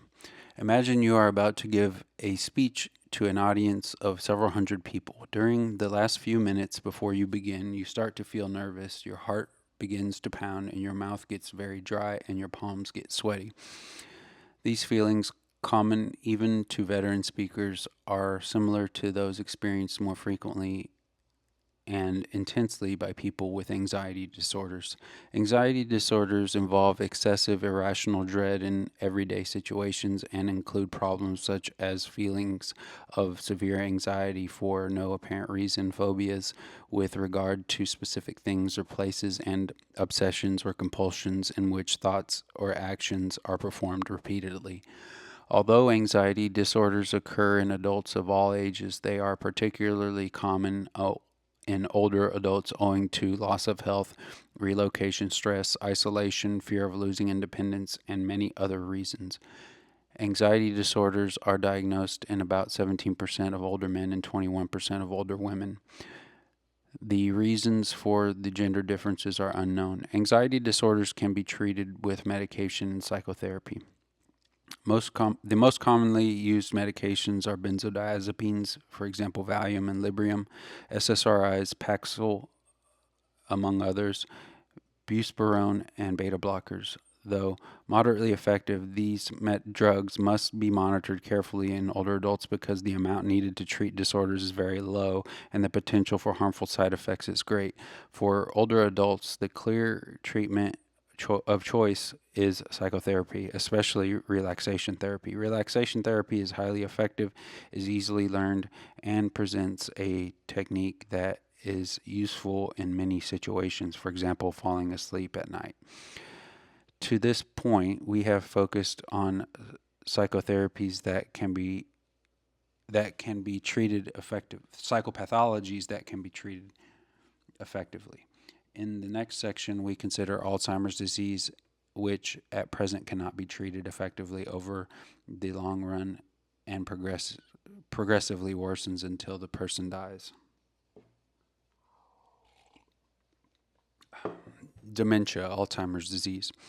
Arguably the most serious age-related condition is dementia, a family of diseases involving serious impairment of behavioral and cognitive functioning. Of these disorders, Alzheimer's disease is the most common. Alzheimer's disease causes people to change from thinking, communicative human beings to confused, bedridden victims unable to recognize their family members and close friends. Because these symptoms can be so life-changing, the fear of Alzheimer's disease among healthy older adults, especially those who are married to or related to a person with Alzheimer's disease, is often significant concern. Millions of people are afflicted with Alzheimer's disease, including such notable individuals as former U.S. President Ronald Reagan, who died from it in 2004. About 5.3 million Americans have Alzheimer's disease, which cuts across ethnic, racial, and socioeconomic groups. The prevalence increases with age, rising from extremely low rates in the 50s to about half of all people aged 85 and older. As the number of older adults increases rapidly over the next several decades, the number of cases is expected to roughly triple. What are the symptoms of Alzheimer's disease? The key symptoms of Alzheimer's disease are gradual declines in memory, learning, attention, and judgment, confusion as to time and place, difficulties in communicating and finding the right words, decline in personal hygiene and self-care skills, inappropriate social behavior, and changes in personality. The classic symptoms may be vague and may occur only occasionally in the beginning with little behavioral impact, but as these disease progresses, the symptoms become much more pronounced and are exhibited much more regularly. Wandering away from home and not being able to remember how to return increases. Delusions, hallucinations, and other related behaviors develop and get worse over time. Spouses become strangers. Patients may not even recognize themselves in the mirror. They wonder who is looking back at them. In its advanced stages, Alzheimer's disease often causes incontinence, the loss of control of bladder or bowels. It may also result in total loss of mobility. Victims eventually become completely dependent on others for care. At this point, many caregivers seek facilities such as adult daycare centers and other sources of help, such as family and friends, in order to provide a safe environment for Alzheimer's patient while the primary caregiver is at work or needs to run basic errands. The rate of deterioration in Alzheimer's disease varies widely from one patient to another, but averages around 12 years from onset of symptoms, although progression usually is faster when onset occurs earlier in adulthood. It is very difficult to predict how long a specific patient will survive, which only adds to the stress experienced by the caregiver. How is Alzheimer's disease diagnosed? Given that the behavioral symptoms of Alzheimer's disease eventually become quite obvious, one would assume that diagnosis would be straightforward. Quite the contrary. In fact, despite intensive research to find specific indicators, absolute certainty that a person has Alzheimer's disease cannot even be achieved while the individual is still alive. Definitive diagnosis must be based on an autopsy of the brain after death, because the defining criteria for diagnosing Alzheimer's disease involve documenting large numbers of amyloid plaques and neurofibrillary tangles, structural changes in neurons, and other normally with age. Structural changes in neurons that occur normally with age, but in very large numbers and much earlier in Alzheimer's disease. Of course, one is still left with the issue of figuring out whether the person probably has Alzheimer's disease while he or she is still alive. Although not definitive, the number and severity of behavioral changes lead clinicians to make fairly accurate diagnoses of probable Alzheimer's disease. Several brief screening measures have been developed, with some, such as the 7-minute screen, showing about 90% accuracy. Greater accuracy depends on broad-based and thorough series of medical and psychological tests, including complete blood tests, metabolic neurological tests, and neuropsychological tests. A great deal of diagnostic work goes into ruling out virtually all other possible causes of observed symptoms. The effort is essential. Because Alzheimer's disease is an incurable fatal disease, every treatable cause of symptoms must be explored first. In essence, Alzheimer's disease is diagnosed by excluding all other possible explanations. A model plan for making sure the diagnosis is correct is shown in Figure 14.14. In an attempt to be as thorough as possible, clinicians usually interview family members about their perceptions and observed behavioral symptoms. Most clinicians view this information as critical to understanding the history of the difficulties the person is experiencing. However, research indicates that spouses are often inaccurate in their assessments of the level of their partner's impairment. In part, this inaccuracy is due to the fact that of knowledge about the disease. If people do not understand or know what to look for, they will be less accurate in reporting changes in their spouse's behavior. Also, spouses may wish to portray themselves as being in control, either by denying that the symptoms are actually severe or by exaggerating the severity in order to give the appearance that they are coping well in a very difficult situation. Some spouses describe their partner's symptoms accurately, but family reports should not be the only source of information about a person's ability to function. A great deal of attention has been given to the development of more definitive tests for Alzheimer's disease while the person is still alive. Much of this work has focused on amyloid, a protein that is produced in abnormally high levels in Alzheimer's patients, perhaps causing the neurofibrillary tangles and neuritic plaques described earlier. Research is progressing toward developing a way to measure amyloid concentrations in cerebrospinal fluid and blood, but there is no definitive test as yet, especially in predicting later onset cases.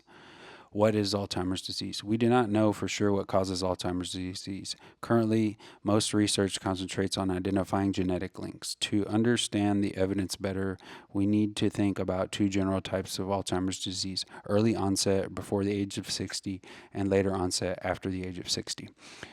The early onset version tends to run in families. It has an autosomal dominant inheritance in that the presence of certain genes means that there is 100% chance of a person eventually getting the disease. Familial Alzheimer's disease is linked to three causative genes: APP, PSEN1, and PSEN2. If you have one of these genes, symptoms always appear before age 60 and sometimes as early as 30s or 40s. These genes are the ones most often included in studies regarding cerebrospinal fluid indicators of Alzheimer's disease. Later onset Alzheimer's disease may be linked to risk genes, that is, genes that increase one's risk of getting the disease. The most common later onset risk gene is the APOE lowercase e4 gene, which appears to be related to the formation of amyloid plaques. APOE4 is one of the three common forms of the APOE gene. The others are APOE2 and APOE3. Everyone inherits a copy of some form of APOE from each parent. If you inherit the APOE4 from one parent, you have an increased risk of Alzheimer's disease. If you inherit the APOE4 from both parents, you have an even higher risk, but still it is not a certainty that you will get the disease. No one knows for sure yet how APOE4 actually works. Neuroimaging studies of persons with Alzheimer's disease are providing supportive evidence of the structural changes caused by genes identified so far. An important opportunity in this regard is the Alzheimer's Disease Neuroimaging Initiative that is following 800 people, 200 with early onset Alzheimer's disease, 400 with mild cognitive impairment, and 200 healthy individuals as controls. All of the data discovered in the ADNI are made public. Although the mechanisms of specific genes in causing Alzheimer's disease are being studied extensively, exactly how they work is still unclear, suggesting that other associated genes or environmental triggers remain to be identified. Perhaps additional advances in the area of genetics will give us insights into what we can do to prevent this devastating disease. What can be done for victims of Alzheimer's disease? Currently, there is no effective treatment for Alzheimer's disease and no way to prevent it. The best we can do today is alleviate some of the symptoms. Most of the research is focused on drugs aimed at improving cognitive function. However, most medications approved by the Food and Drug Administration to date provide little relief over the long run, and few medications in development show promising results. However, numerous behavioral and educational interventions have been developed. One behavioral intervention, grouped in the EIEIO model discussed earlier, improves using the implicit internal memory intervention called spaced retrieval. Adapted by Camp and colleagues, spaced retrieval involves teaching persons with Alzheimer's disease to remember new information by gradually increasing the time between retrieval attempts. This easy, almost magical technique has been used to teach names of staff members and other information, and it holds considerable potential for broad application. Research shows that spaced retrieval is superior to other techniques, and combined spaced retrieval with additional memory encoding aids helps even more. In designing interventions for those with Alzheimer's disease, the guiding principle should be optimizing the person's functioning, regardless of the level of impairment.